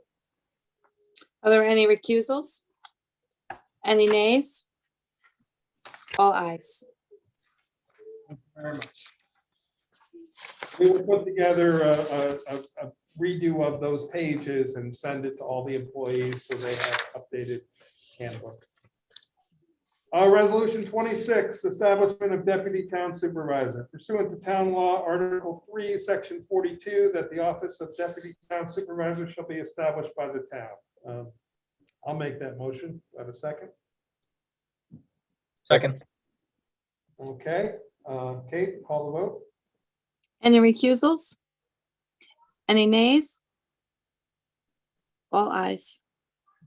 Okay, I'm happy to appoint Councilwoman Anowen to continue as my deputy town supervisor. Thank you very much, Aaron. It's my honor. Thank you. Resolution 27, authorizing the supervisor to designate a confidential secretary / bookkeeper pursuant to town law, Article 3, Section 2915, that the town board authorizes the supervisor, excuse me, to designate a confidential secretary to the supervisor / bookkeeper to serve at the pleasure of the supervisor. I'll make that Do motion. I have a second? Second. Any discussion? Kate, call the vote. Any recusals? Any nays? All ayes. I'm very happy to appoint Tim Hurley to serve as the confidential secretary to the supervisor bookkeeper. Tim's been with us about 6 or 7 months now and is doing a fabulous job. And I'm thrilled to have him on our team. I also would like to make the appointment of our town historian pursuant to Arts and Cultural Affairs Law 57.07. I am appointing Kathleen Gunberg, our town clerk, to serve as the town historian and to be compensated at a yearly stipend rate of $500 to be paid quarterly. Kate, thank you very much. You for stepping in to fill Alice Spoonmaker's shoes that she served the town a long time, and Kate has now done it for last year and moving forward. So thank you very much. Thank you. I'd also like to make the following liaison appointments. For the new council members, it's not that I'm slighting you. I wanted to get you guys to get your feet wet. So there's some, lesser appointments for you guys, but certainly as time moves on, we will get you more involved. And if there's anything in particular that you want to be involved in, by all means, let me know. Liaison to agriculture will be Councilwoman Anowen. Liaison to Cablevision will be Councilman Coleman. Liaison to code enforcement will be Councilwoman Anowen. Liaison to the constabulary will be Councilman Paddock. Liaison to the EMS and fire districts will be Councilman Coleman. Liaison to the environment and ECC will be Councilman Anowen. Liaison to the historic preservation and the HPC will be Town Clerk Gunberg. Liaison to housing will be Councilwoman, and I apologize, my first shot doing it, Spisit. You did good. Liaison to human resources will be Councilman Paddock. Liaison to the Justice Court will be Councilman Paddock. Liaison to libraries will be Councilwoman Anowen. Liaison to parks will be Councilman Paddock. Liaison to the planning board will be Supervisor Baden. Liaison to the recycling and the transfer station, Councilwoman Anowen. Liaison to the Recreation Commission, Councilman Paddock. Liaison to the Zoning Board of Appeals, Councilwoman Anowen. The ONW Trail Coalition of Municipalities, Supervisor Baden is the voting member by designation, and Flynn O'Connor will be my alternate. So those are appointments, and certainly we will work to, as the year goes on, and see where it goes. But thank you all. A couple changes from last year, but all I think will be well handled. Resolution 28, establishment of deputy highway superintendent pursuant to town law, Article 7, Section 140 or 144, that the town shall establish the office of deputy highway superintendent to serve at the pleasure of the highway superintendent. The deputy highway superintendent shall be compensated a yearly stipend rate of $1,820 to be paid weekly. I'll make that motion. I have a second. I'll second. Any discussion? Kate, you call the vote. Any recusals? Any nays? All ayes. Superintendent Fry has announced the appointment of Jared Gunberg as the deputy highway superintendent. So thank you very much. Resolution 29 of 2022, highway superintendent appointment of highway employees pursuant to highway law, Article 3, Section 32(2), that the town board consent to the highway superintendent to employ such persons as may be necessary for the maintenance and repair of town highways and bridges and the removal of obstructions caused by snow, and provide for the supervision of such persons subject to the amounts and positions budgeted therefor. Superintendent Fry makes these appointments: working supervisor Jared Gunberg, HMEO Wayne Gray, Richard Hasbrook, Chad Cooper, Thomas Crotty, William Carroll, Leonard Crom, HMEO mechanic Tim Hornbeck, laborer David Linscott, seasonal HMEO Griffin Kelsey, seasonal HMEO Harm Meadma, the seasonal MEO Patrick Davis. And all those positions have been budgeted for. So I'll make that motion. Have a second. I'll second. Discussion. For the board's information, the seasonals are allowed to work for a 90-day period of time. If we need them beyond that, we would do a reappointment to continue them for another 90 days. So they're essentially employed for the snow plowing season. So Kate, call the vote, please. Any recusals? Any nays? All ayes.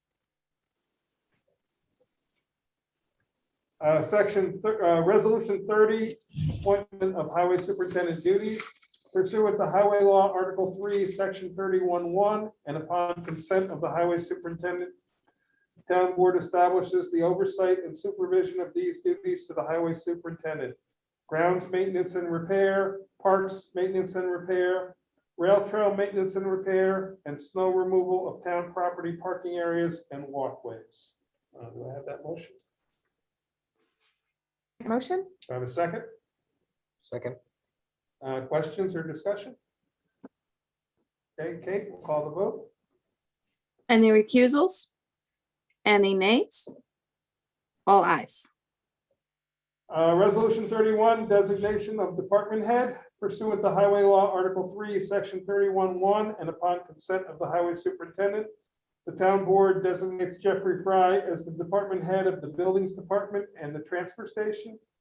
He will be compensated at a yearly stipend of $5,200 paid weekly for the transfer station department head position. And the word position should be in there. I'll make that motion. Do I have a second? I'll second. Is there a discussion?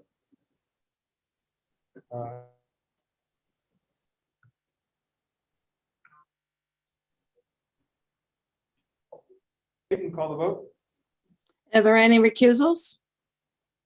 Any nays? All ayes. Okay, resolution 32, designation of registrar of vital statistics pursuant to public health law, sections 4121, 4120, and 4123.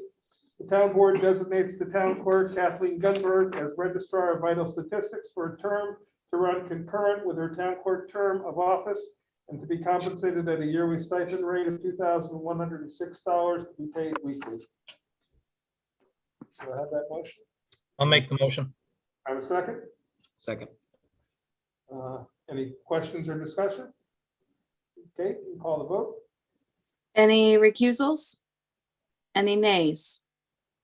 All ayes.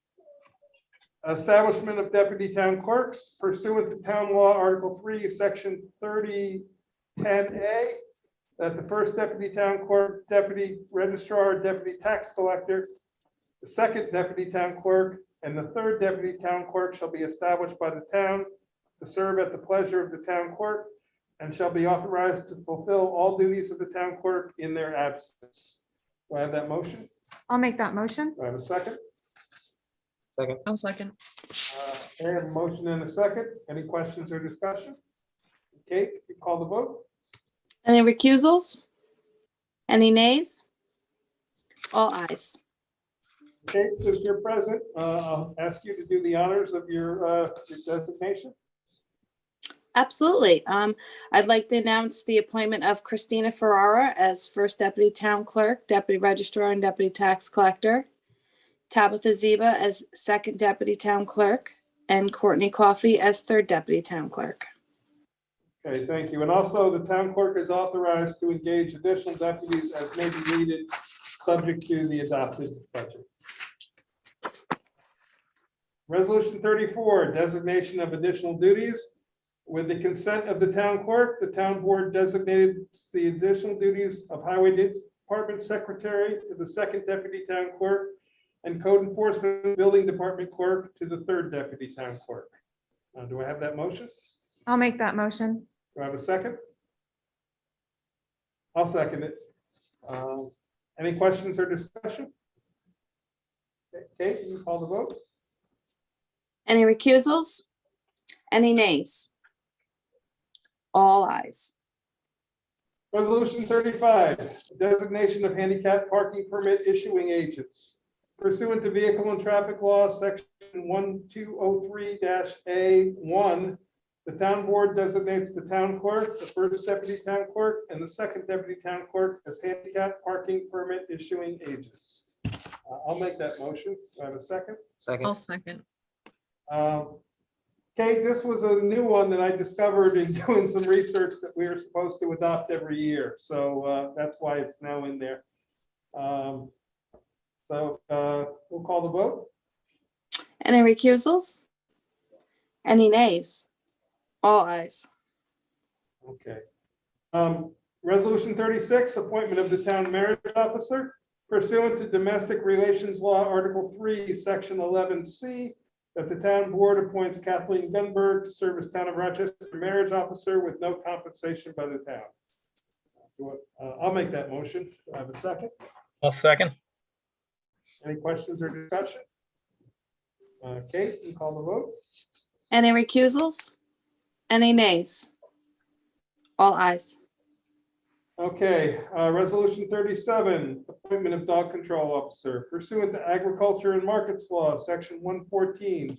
The town board appoints Jill Schufelt to the position of dog control officer to be compensated at a yearly stipend rate of $16,640 to be paid weekly, plus mileage reimbursement paid monthly upon submittal of a voucher for payment. I'll make that motion. Do I have a second? I'll second. Any discussion? Okay, Kate, call the vote. Any recusals? Any nays? All ayes. Resolution 38, appointment of assistant dog control officer pursuant to New York Agriculture and Markets Law 114. The town board appoints Kevin Heinman, a second assistant dog control officer at a contractual rate of $16.50 per hour plus mileage reimbursement, both to be paid monthly upon submittal of a voucher for payment. I'll make that motion. Do I have a second? Second. Any questions or discussion? Okay, Kate, call the vote. Any recusals? Any nays? All ayes. Resolution 39 of 2022, employee appointments. Pursuant to Town Law, Article 3, Section 21B, that the town board authorizes the following appointments in accordance with the adopted salary and wage schedule, contingent on completion of any qualifications or certifications as may be required to fulfill the position. All appointments directly dealing with youth shall be contingent on completion of background checks. All appointees shall serve for a term of 1 year, subject to the pleasure of the town board or mandated by New York State statute. The laborer transfer station appointments are Paul Storms, Justin Junta, and Stephen Potter. Laborer for buildings is Harry Warden. The assessor is Jeremy Baraka, and my apologies, it should be 1 R and 2 Cs. I spelled it wrong. The assessor aide provisional position, it will be vacant for the moment. The code enforcement officer building inspector is Albert Davis. The zoning coordinator is Alyssa Farrell. The fire inspector part-time is William Farrell. Planning board, zoning board of appeals clerk is Nicole Knapp. The recreation director is Ashley Sweeney, and the assistant recreation director is Bethany Dennett. I'll make that motion. Do I have a second? I'll second. Any questions or discussion? Kate, you call the vote? Any recusals? Any nays? All ayes. Resolution 40 of 2022, authorizing supervisor to advertise a vacant position. On request of the assessor, the town board authorized the supervisor to advertise a call for eligible applicants to apply for the position assessor's aide provisional. I'll make that motion. Do I have a second? Second. Any questions or discussion? We won't put a time frame on it for the moment. We'll see how the returns come in. We can always decide when to end it. For the new board members, we do it through Indeed. I also will probably ask the assessor, there's a statewide assessors association, like bulletin board, that he can advertise this on as well. So that may, we'll see what that may or may not bring. So, Kate, we'll call the vote. Are there any recusals? Any nays? All ayes. Okay, resolution 41 of 2022, appointment of clerk to Justice Laflamme pursuant to town law, Article 3, Section 21B, and upon advice and consent of Justice Laflamme, the town board hereby appoints Deborah Goodman to serve as the clerk to Justice Laflamme effective January 1, 2022, as funded per the 2022 wage and salary schedule. Justice Laflamme shall determine the duties and work schedule of the clerk to justice subject to the adopted budget. I'll make that motion. I have a second. I'll second.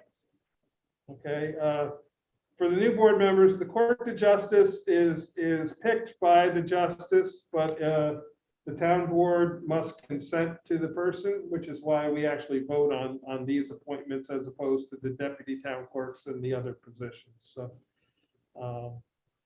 So, Kate, call the vote, please. Any recusals? Any nays? All ayes. Resolution 42, appointment of clerk to Justice Alba. Pursuant to town law, Article 3, Section 21B, and upon advice and consent of Justice Alba, the town board hereby appoints Leanne Warren to serve as clerk to Justice Alba effective January 1, 2022, as funded per the 2022 wage and salary schedule. Justice Alba shall determine the duties and work schedule of the clerk to justice subject to the adopted budget. Do I have that motion? I'll make that motion. Do I have a second? I'll second. Any questions or discussion? Kate, call the vote. Are there any recusals? Any nays? All ayes. Resolution 43 of 2022, appointment of town board members to examine the justice court dockets. Pursuant to town law, section 123, the town board appoints Councilwoman Anowen and Councilman Paddock to meet for the purpose of examining the civil and criminal dockets of each town justice and ensure that the fines and fees that have been collected by each justice have been turned over to the proper officials as required by law. I'll make that motion. Have a second? Second. For discussion, I put Councilwoman Anowen in, who has worked with Councilwoman Hagen Depew for several years on that. I put Adam in. He may not know that he didn't know ahead of time that I was putting him in, but I put him in only because he's been on the board for a while and he's going to become the new liaison to the Justice Court, so it made sense.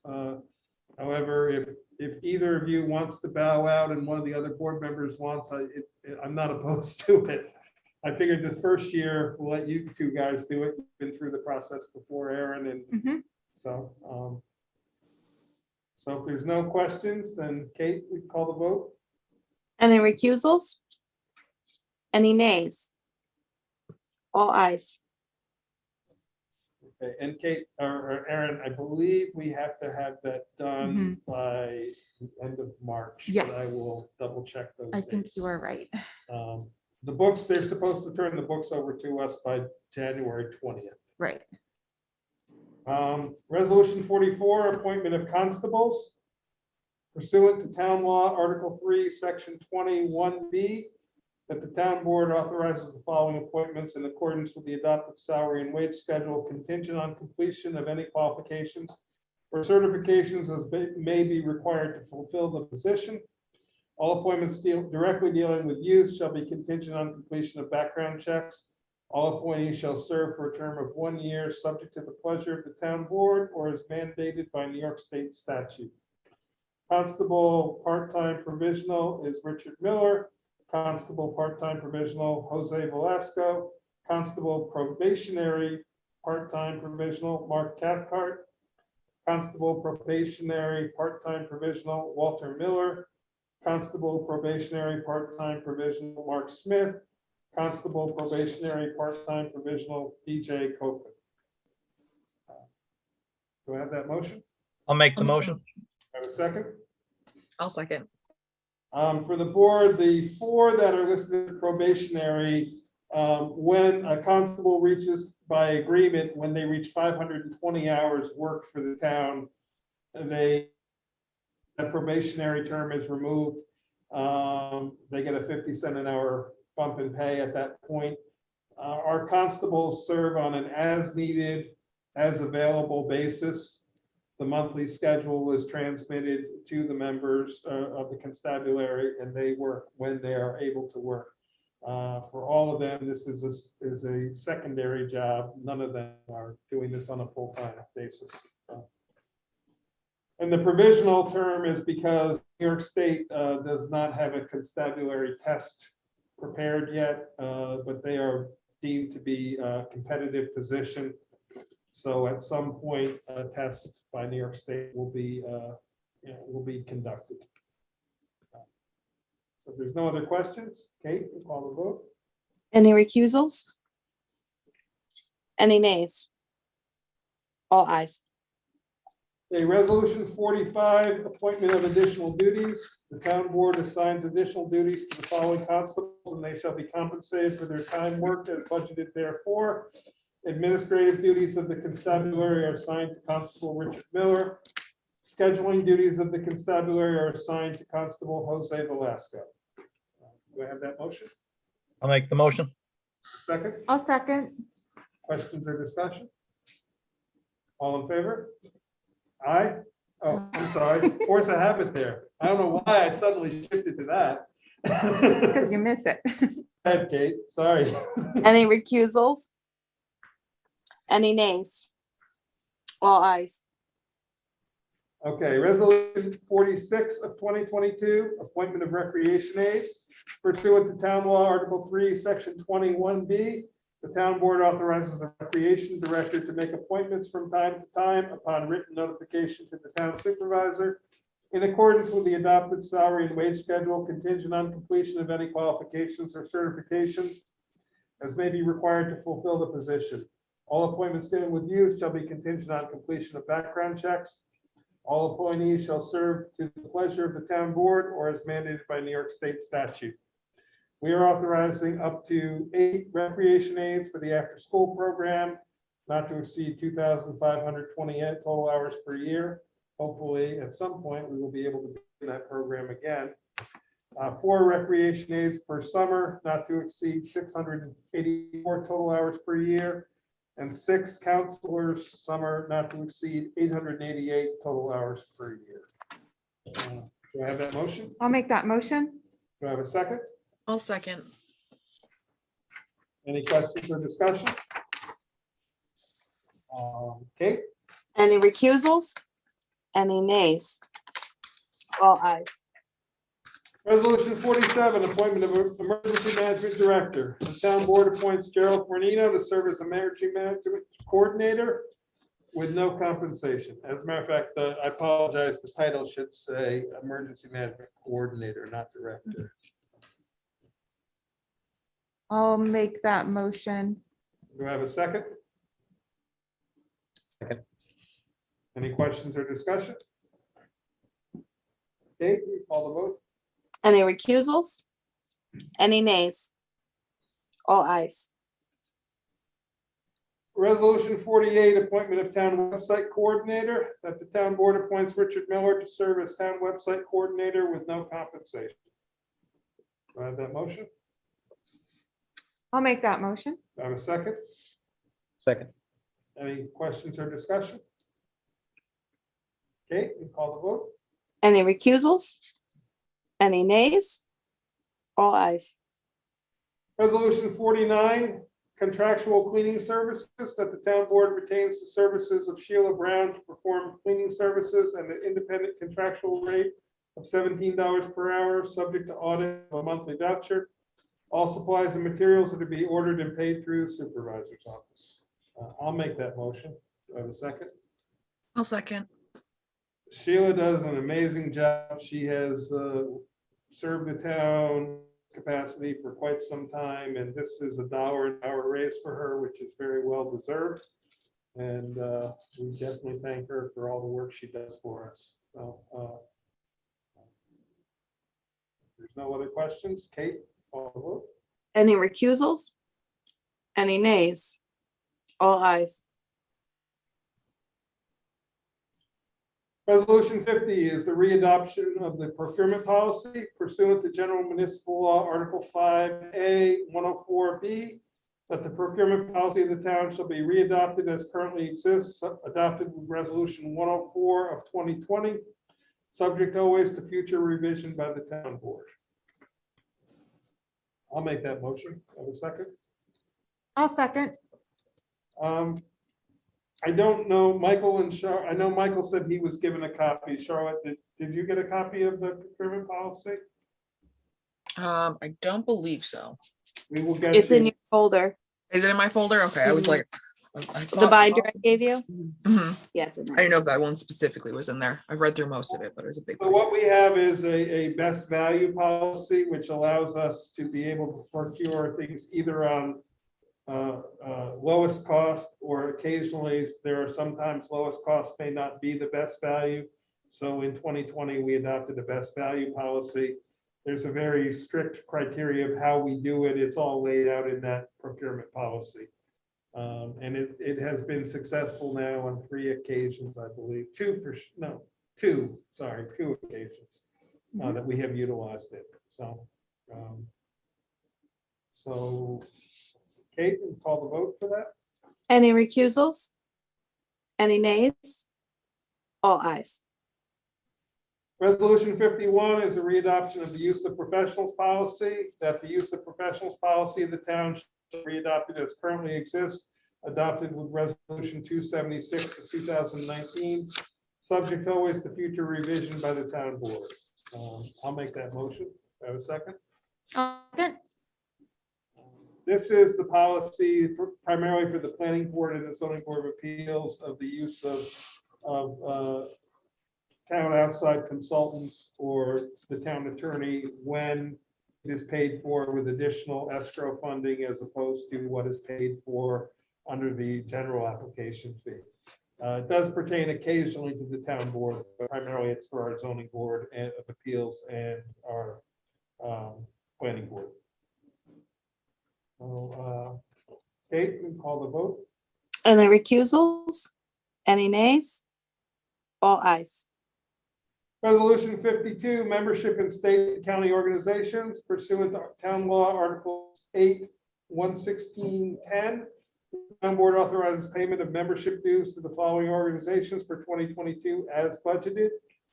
New York State Assessors Association, New York State Association of Towns, New York State Association of Town Superintendents of Highways, New York State Planning Federation, New York State Town Clerks Association, Ulster County Association of Town Supervisors and Mayors, Ulster County Assessors Association, Shangam Mountain Scenic Byway, Catskill Watershed Corporation, and the O&W Trail Coalition of Municipalities. I'll make that motion. Have a second? Second. Any questions or discussion? I have a question, Mike. Yes. A lot of these organizations offer really wonderful trainings. Mhm. Does our membership allow like anyone to have access to those trainings, like in our town I organization? believe so. Okay. Some of them do, like, for example, the Association of Towns and the Planning Federation, they do. And since many of them are being virtually, that right now Yes. there's no cost. That's what so that was my question, because it was those two, there were some Yep. Planning Federation trainings that I wanted to recommend to town board members, but I wasn't sure if they would be able to just, If there is a cost involved, then if it's not for the specific board, like the planning board and the ZBA, we authorize them to go to certain trainings subject Right, to right. the budgeted right, amount. right, Town board and also supervisor, there are budgeted for education as Right. well as highway superintendent. yeah, So as long as it fell within the budgeted amount. okay, so, Absolutely is great, so they allowed. should just be able to, if it's a free thing, they should Yep. just be able to register as a Absolutely. town board Yep. member here, great. And if, like Association of Towns, sometimes there's a member fee and a non-member Right. fee. They should always register with the member fee. Right. The important thing is to ask when you sign up, instead of paying for it, ask them to send us a voucher, and they normally will. And Okay, then we'll just pay the voucher. okay, great, thank It's a you. lot cleaner and easier. That answers my question. The Can other you groups just are- amend that motion to include the Ulster County Association of Town Clerks and Tax Collectors? Absolutely. That's a new one for me. I guess it probably should have been in there. I'll make that amendment. Does somebody want to second that amendment? Second. Okay, so we'll call the vote on the amendment. Any recusals? Any nays? All ayes. Okay, and now we'll call the vote on the amended resolution. Any recusals? Any nays? All ayes. Resolution 53, delegates to the New York State Association of Towns Annual Meeting. Pursuant to Town Law, Article 8, 11610, that the town's delegate to the annual meeting of the New York State Association of Towns shall be the supervisor, and the alternate delegate shall be the town clerk. The following shall also be authorized to attend: 2 council persons, 2 town justices, 1 zoning board of appeals member, and 1 planning board member, or 2 members from either board. Attendees shall be entitled to reimbursement of reasonable documented necessary and ordinary expenses up to the amount budgeted therefor. Approval from the supervisor prior to registration is required if the attendee is requesting reimbursement. I'll make that motion. Do I have a second? I'll second. This is the annual meeting that is held in New York City every President's Day weekend. We traditionally have not attended unless a member wanted to pay their own housing. Obviously, housing in New York City is quite expensive. I do know a couple people have done it where they commuted daily by the train down to the city to save money. We normally don't attend. I did attend several times on my own choice when I was planning board chair, where I only asked the town for reimbursement of the course itself. It is a 2.5 day training. There's a ton of information you can walk away with, but again, being that it's in New York City, if you stay there, it's not cheap. So all that being said, we do authorize people to attend as long as they stay within the budget. I know the last couple of years, And I don't, right now, they actually are planning on doing it in person. Yeah, But I that saw may, that. we'll see if that changes. I'm guessing it won't because they've already booked the space. I can't imagine they're gonna back out 6 weeks in advance, so. So Kate, we'll call the question. Any recusals? Any nays? All ayes. Okay. Policy for attendance at trainings, conferences, and meetings. And actually, Aaron, this answers your question before. Pursuant to General Municipal Law, Article 577B, Town Board authorizes town elected and appointed officials and town employees to attend trainings, conferences, and informational meetings with prior approval from their department head, the supervisor, or resolution of the town board. Contingent on verification, related costs are budgeted therefore. Registration fees and reasonable documented necessary and ordinary travel expenses shall be reimbursed subject to town board audit. Approval from the supervisor prior to registration is required if the attendee is requesting reimbursement. I'll make that motion. Have a second? I'll second. Any questions or discussion? Okay, call the vote. Any recusals? Any nays? All ayes. Resolution 55, appointment of the planning board chair. Pursuant to town law, Article 16, Section 271, Town of Rochester Code 140, Article 10, that the town board appoints Rick Jones chair and Sam Zarowski vice chair of the planning board. I'll make that motion. Do I have a second? I'll second. Kate, or any discussion? Sorry. These are our current holders and recommended to continue. Do I have any recusals? Yeah, I'll recuse myself. Councilwoman Anowen. Okay. Any nays? All ayes. Resolution 56, appointment of the zoning board of appeals chair.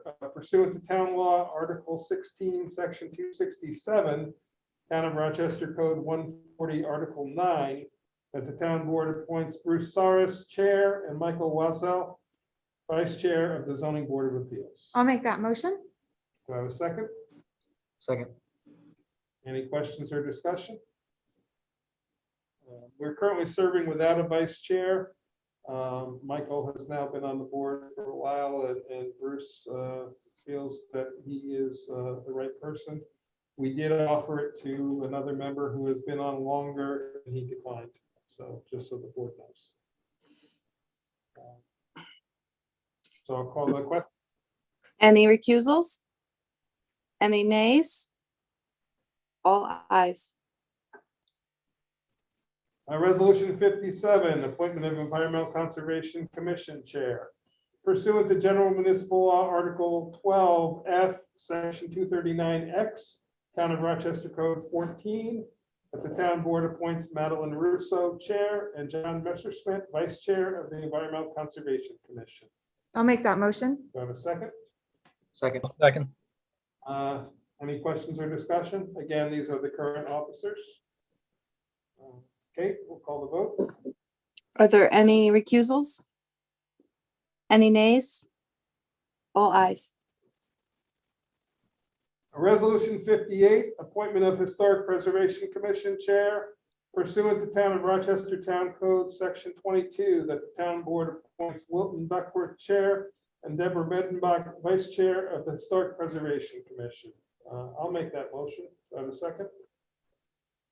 Second.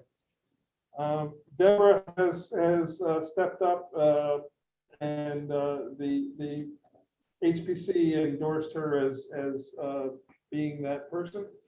Wilton has been serving with no vice chair for a period of time. So any questions or discussion?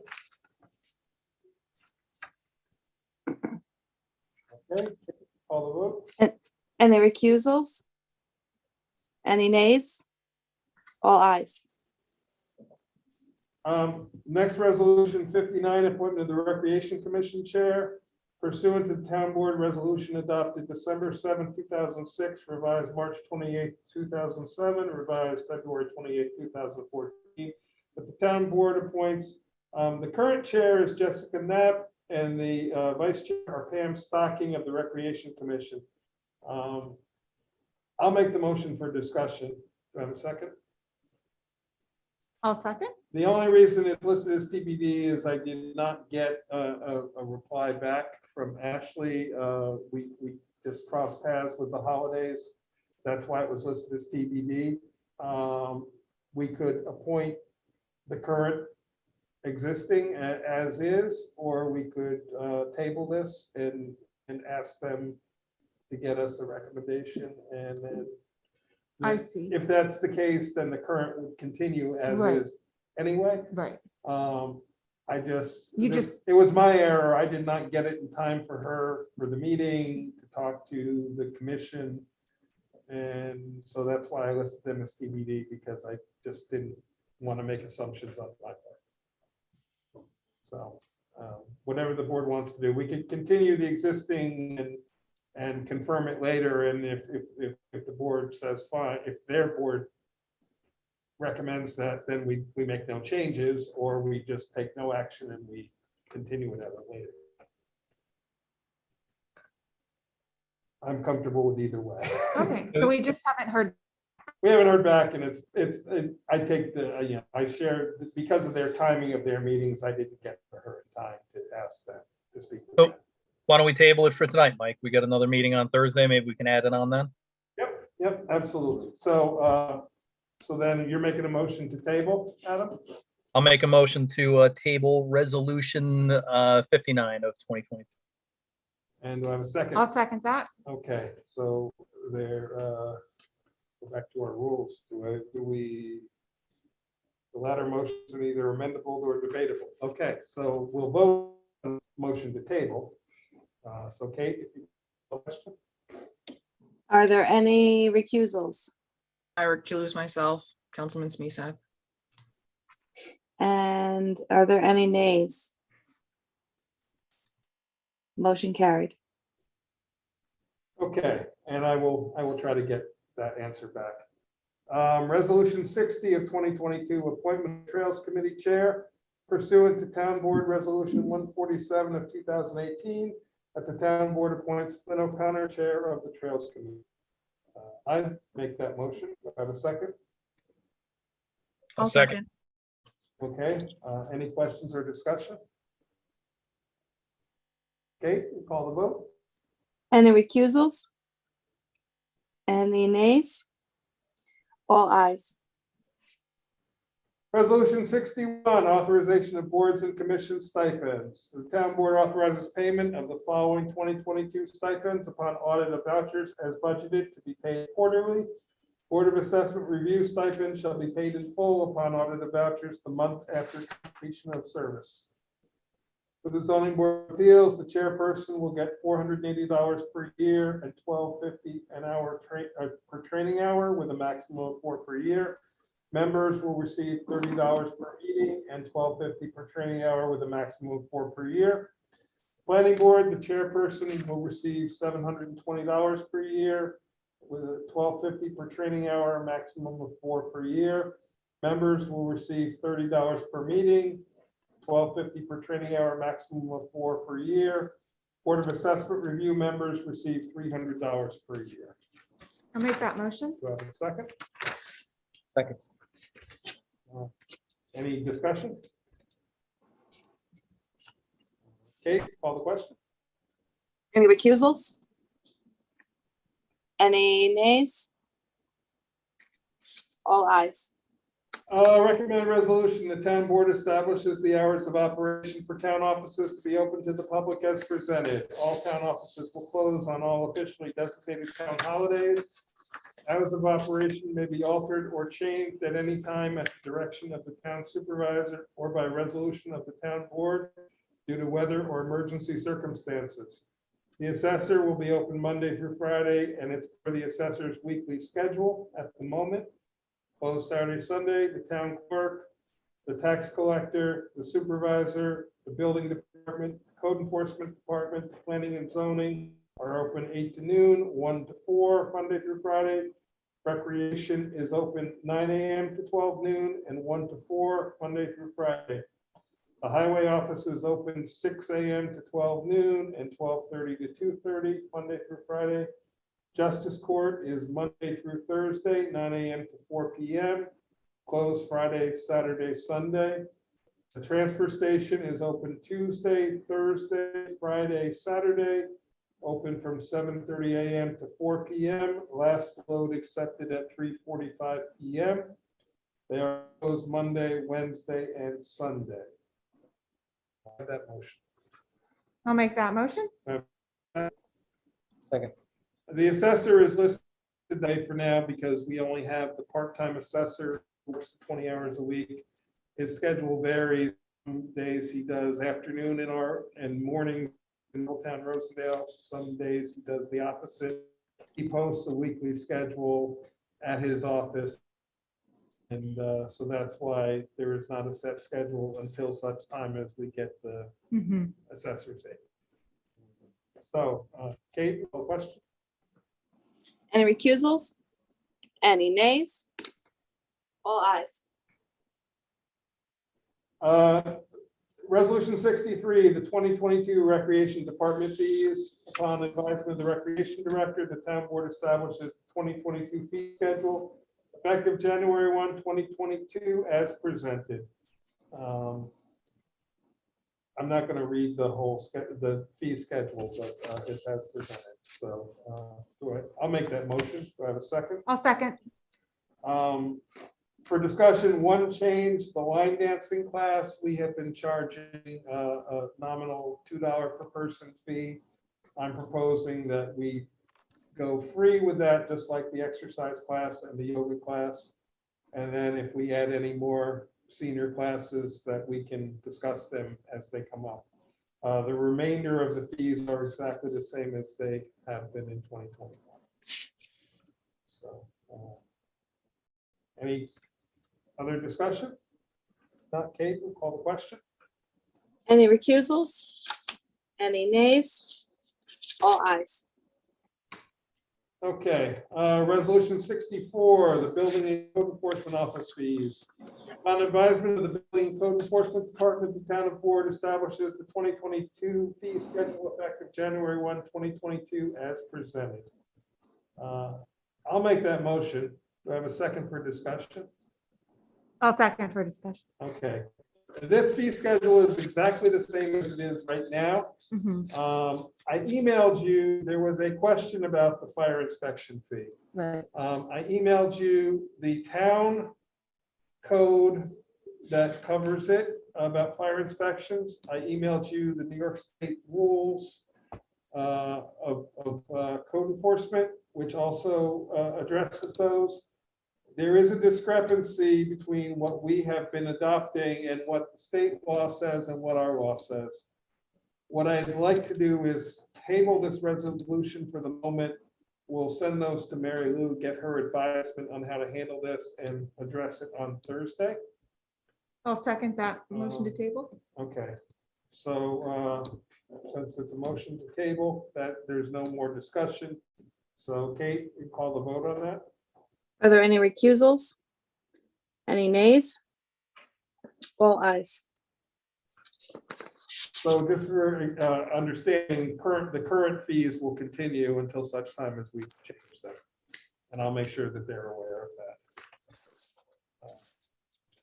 Next resolution is the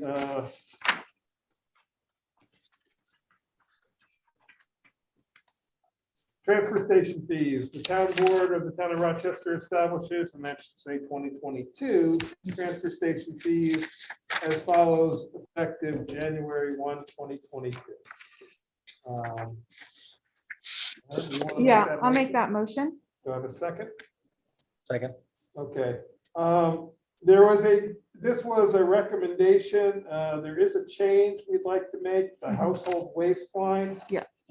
Which says greater than 55 gallons at $8, 4 punches. Aaron and I spoke with Jeff and he requested a change. Aaron, I'll let you make it. Yeah, that we changed that wording to extra large trash can. or What were we something. gonna say, greater than, I thought it was 72? Yeah, we should use the word can in it though, so like extra large can greater than 72 gallons. Okay. And the reason is there are these really large ones that you can fit multiple contractor bags in. And it's hard to enforce without that being, what we had previously was 30 gallons or greater. So we were charging the same 2 punches for like a very large can and a large contractor bag. So this just gives the ability for them to charge for those really, really big ones. Okay, so I'll second that amendment. So the change is, it's gonna say extra large can greater than 55 gallons, and that would be $8 4 punches.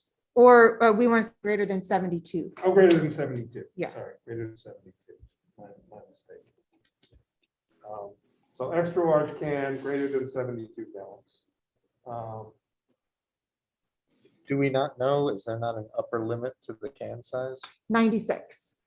So should we just bound it and say 72 to 96, and anything beyond that is the subject to the truck bed, the cubic yardage? We could, I mean, Yeah, I mean, we've got a motion and a second for an amendment, so I don't know if we should just vote on the amendment first and, and then amend it. yeah, we could. I have some concerns about how the guys are gonna tell, to be honest. Yes, yeah. So, Kate, why don't we call the question? On this one, let's do a roll call vote of this amendment. Councilman Coleman, Aye. Councilman Allen, I, Councilman Paddock, Aye. Councilman Smeeth, Aye. Supervisor Baden. I'm only voting no because I think Jeff Fry, Councilman or Superintendent Fry pointed out that they're really hard when they're plastic bag to tell the difference. I think the solution of going to, to buy the truck bed may be the answer, but also that this is municipal solid waste, so I doubt many homeowners are dealing with these size, but that's my only reasoning. Otherwise, I mean, so the amendment passes, we'll try it. If yeah, you think it doesn't work, we can always change it. I had an idea that we could make an image, like an image for the people in the, so they can see what they're supposed to look like. I'll leave that to you. Jeff, Yeah, to figure out. So that being said, that's my reason for my no vote, just because I think it's going to be difficult for them to figure it out, but otherwise I support it. So, and the remainder is exactly as it was. Planning board fees. Resolution 66, the town board establishes the 2022 fee schedule effective January 1st, 2022 as presented. I'll make that motion. Do I have a second? I'll second. Okay, the only change in this from the current fees are the recreation fees. Those were changes requested by the planning chair. The planning chair has asked if he could talk to his board about this before we adopt this. So I'm going to make a recommendation. I'm going to make an amendment that we table this resolution until such time as the planning board meets and reviews this and makes their recommendation to us, which wouldn't be at this Thursday. It would be at either our workshop meeting or at the February. So is there a second to that amendment? I'll second. That tabling, sorry, not amendment. So Kate, if you can call the vote for tabling. Any recusals? Any nays? All ayes. Okay, so again, the current fees will continue until we make changes. Resolution 67, the town board establishes the 2022 initial escrow fee schedule effective January 1, 2022 as presented. These fees are to be incurred with the supervisor's office in the town escrow account for reimbursement of professional fees incurred during the review of applications. Additional funding may be required if the escrow account is depleted or reaches less than 10% of the initial deposit. Upon the end of the application review process, when all professional billings have been satisfied, the town supervisor will remit any remaining funds back to the applicant. I'll make this motion. Do I have a second? I'll second. For discussion, this came direct from the planning chair in discussion with a couple members of his board. And based on a study of what other neighboring towns have done. The planner did chime in today that she thought it should be many of them double. My feeling is that it's the initial escrow fee, and I'm concerned that doubling it is going to really put a hindrance on people. I think these are reasonable fees. We do not, this is a change in that normally we've been doing escrow only when the board recommends it. This will become an automatic escrow fee that will be paid at the initial application. The benefit is it will allow the review to start immediately and not delay it by a month while the escrow fee is established at the first meeting and then gets paid, and then there's no work being done. So The only concern I would have is, do we want to change the may to a shall? I mean, if the account's depleted, we should make sure we have money to cover. Funding may be required if the escrow account is depleted or reaches less than 10%. I mean, if they're at, oh, yeah, definitely. So do you want to make that amendment? make a motion, Yeah, make a motion. to amend The paragraph third sentence that sentence. begins additional funding may to additional funding shall be required if the escrow account is depleted or reaches less than 10% of the initial deposit. Yep, I'll second that amendment. So Kate, if we can call the vote on the amended. Any recusals? Any nays? All ayes. Okay, and now call the vote on the resolution itself. Any recusals? Any nays? All ayes. Okay, so I will let them know that the escrow fees are established, but the planning board fees, we want to hear their input on. Resolution 68, zoning board of appeals fees. That the town board establishes the 2022 fee schedule effective January 1st, 2022 as presented. I'll make that motion. Do I have a second? I'll second. This is exactly the same as it is current. The only thing I did remove was there was a section in there for zoning code interpretation with a fee schedule. Mary Lou has stated a number of times that is more if the planning board or if the town board or if an agency wants a determination, or excuse me, not a determination, but Oh, right. Yeah. an interpretation Mhm. of the code, not if, or if the code enforcement officer wants an interpretation of the code. Not if it's not for a member of the public to get an interpretation. So that's why I removed that fee. There's really no reason for it to be a fee because it is done on behalf of a town agency. So we would just be paying ourselves. So I did remove that, which was in there, but it has never been utilized to my knowledge. And certainly if it's been utilized, we would just be waiving the fee to ourselves anyway. So I did remove that. So are there any other questions or discussion on that? Okay, Kate, call the vote. Any recusals? Any nays? All ayes. Okay. That will be our first test of adding an agenda item.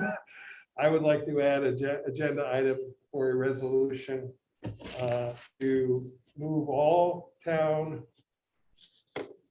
boards and commissions meetings to virtual through January 15th, 2022 in accordance with Governor's executive order removing open meetings laws requirements, and to be continued if the governor's executive order is continued, or to be continued until such time as the governor's order as may be extended. That'll be my motion. So that's the motion I'd like to make. So first we have to vote whether to allow me to make the motion, and then we need to vote on the motion. So I'll make that request to make that motion. Do I have a second? I'll second. Okay. Kate, we'll call a vote on that first, on the request to add the motion. Any recusals? Any nays? All ayes. Okay. And now now we can have discussion on the motion. Because this is not a amendment, this is an added motion. Okay, So, are you gonna make the okay, motion? so I'll make first, the or- motion. Yep. Do I have a second on that motion? I'll second. Okay. Discussion. The only discussion that I'd like to propose is that so the governor can extend their executive order for another month, The governor can extend the executive order in 30-day increments, right? Okay, according to our attorney. so I'd like to discuss whether or not we want to have the flexibility to extend it or not. So, because the way you presented it, I think it would be automatically extended for all boards and Correct. commissions. Okay. Or if other people have something to say about that, but Before I speak again. Yeah. Does anybody else have anything else to say? What did we do last year? It was based on, you read the statement every meeting. It was based on the the governor's executive order, right? So as long as the governor's executive order holds, we should be able to. Any other opinions? So right now, we're talking about one meeting being impacted. Two meetings. There would be the Thursday town board meeting and the January 10th planning board meeting would be impacted at the moment. My proposal is that if the governor extends the executive order, we follow through immediately. But so my answer to that, to Aaron's, actually, Charlotte, do you have anything more to say on it before I? No, you can go on. I want to hear what you say with your answer to Aaron My first. thing is we can always vote later to not extend it. My concern is that because she's on the 15th cycle, right, that if we don't meet again until then, in their case, we do have a workshop meeting right away afterward. We could vote to change our resolution to okay. If, modify. for some of the boards, if they want Yeah, to try the, Yeah, okay, I didn't look at today's numbers, yeah, but I have them up. we are well over 2,000 in the county now. We have, what are the current numbers? Did you? In Ulster County, well, the total cases, 23,000, but that might be total active. You gotta look on the cases. Ulster County dashboard. Yeah, I'm on That's the, total in all. time. Yeah, you gotta look on the Ulster County. I've got the dash. dashboard up. It So should be- 3,157 active cases. 3,000? Mhm. On New Year's Eve, it was under 2,000. Yeah. So So, we've yeah. added over the weekend over 1,000. I think you're right, cases. Mike. If we have a meeting, I see what you're saying. I and didn't want it that's to be great. contingent on us extending it. Yeah, Because because if we then don't, we'd have to convene a meeting to exactly. do it I'd for rather the it be ZBA. automatic, and if we want to end it, Yeah. we can. Okay. I'd rather it be that way. I hear you. I'm okay with it. So, I just think the cases are not severe. We are seeing that. We are still seeing, But, yeah. we've doubled in 100% change in 3 days. Yeah, And we still don't have numbers from the holidays. right. We still don't. Right.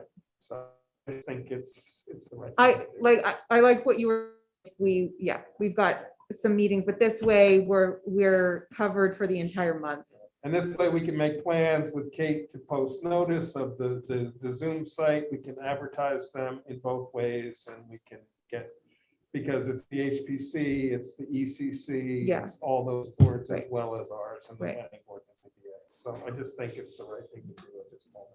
When we do that, we post the actual Zoom link and not just the meeting information, where you can just click and automatically It's the join. meeting. It's the meeting ID, not click and join, it's the meeting ID. Okay. So if somebody goes into Zoom, they enter in the meeting ID. They're all out there on YouTube. Anybody can watch them on YouTube in real time, but they can't participate in the meeting through YouTube. They must come in by the Zoom to actually participate in the meeting. I think it would be beneficial if we kind of identify what that process is for people, because I know I've talked to people that didn't realize they could join through Zoom or dialed in over the phone. I think the phone is awkward. You have to *6 to unmute yourself. Understood. So Yeah. even if it's like 2 sentences, like launch the Zoom. Yeah, the app. problem is in a newspaper ad, we can't do a linkable Yeah. link. So, and that's really where we have to do the notice. And there we have put the note. So rather than putting in all the characters of the clickable link in the newspaper article, we put the meeting ID and the password.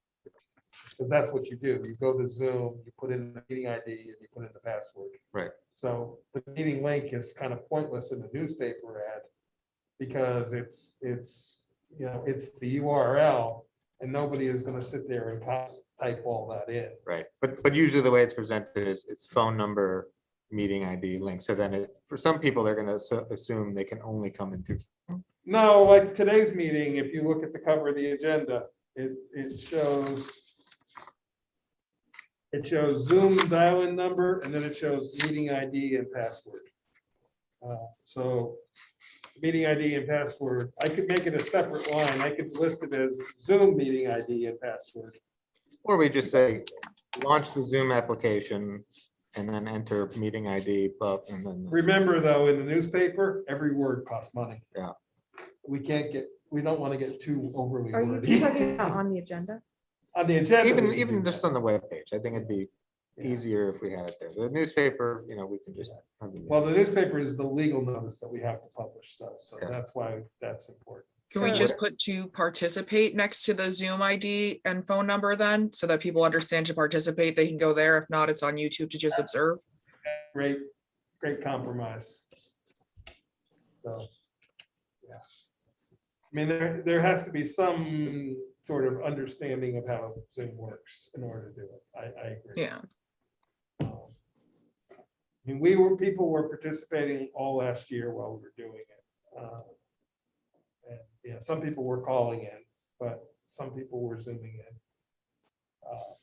When people zoom in, though, they have to understand that it doesn't make them a part of the meeting. It makes them an observer of the meeting.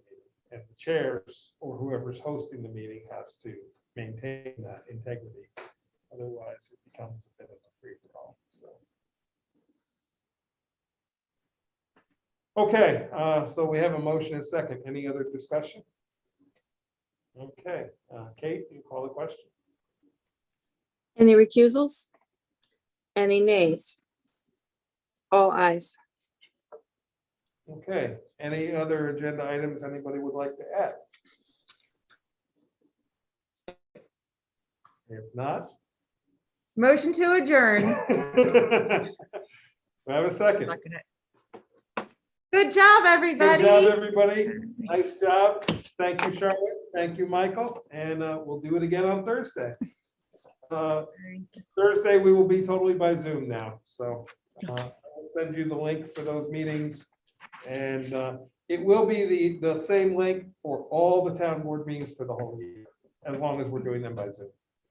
So you want to search for, now bear in mind, the workshop meetings will be their own link and the audit meetings, well, the audit meetings will be a whole nother story because we'll have to figure out how to do that because we can't do them by Zoom because you can't sign bills by Zoom. But we'll get there when we get there. So Thank you very much. We'll see you all on Thursday. Happy New Year's, guys. Yeah, Happy New Year, guys. Bye.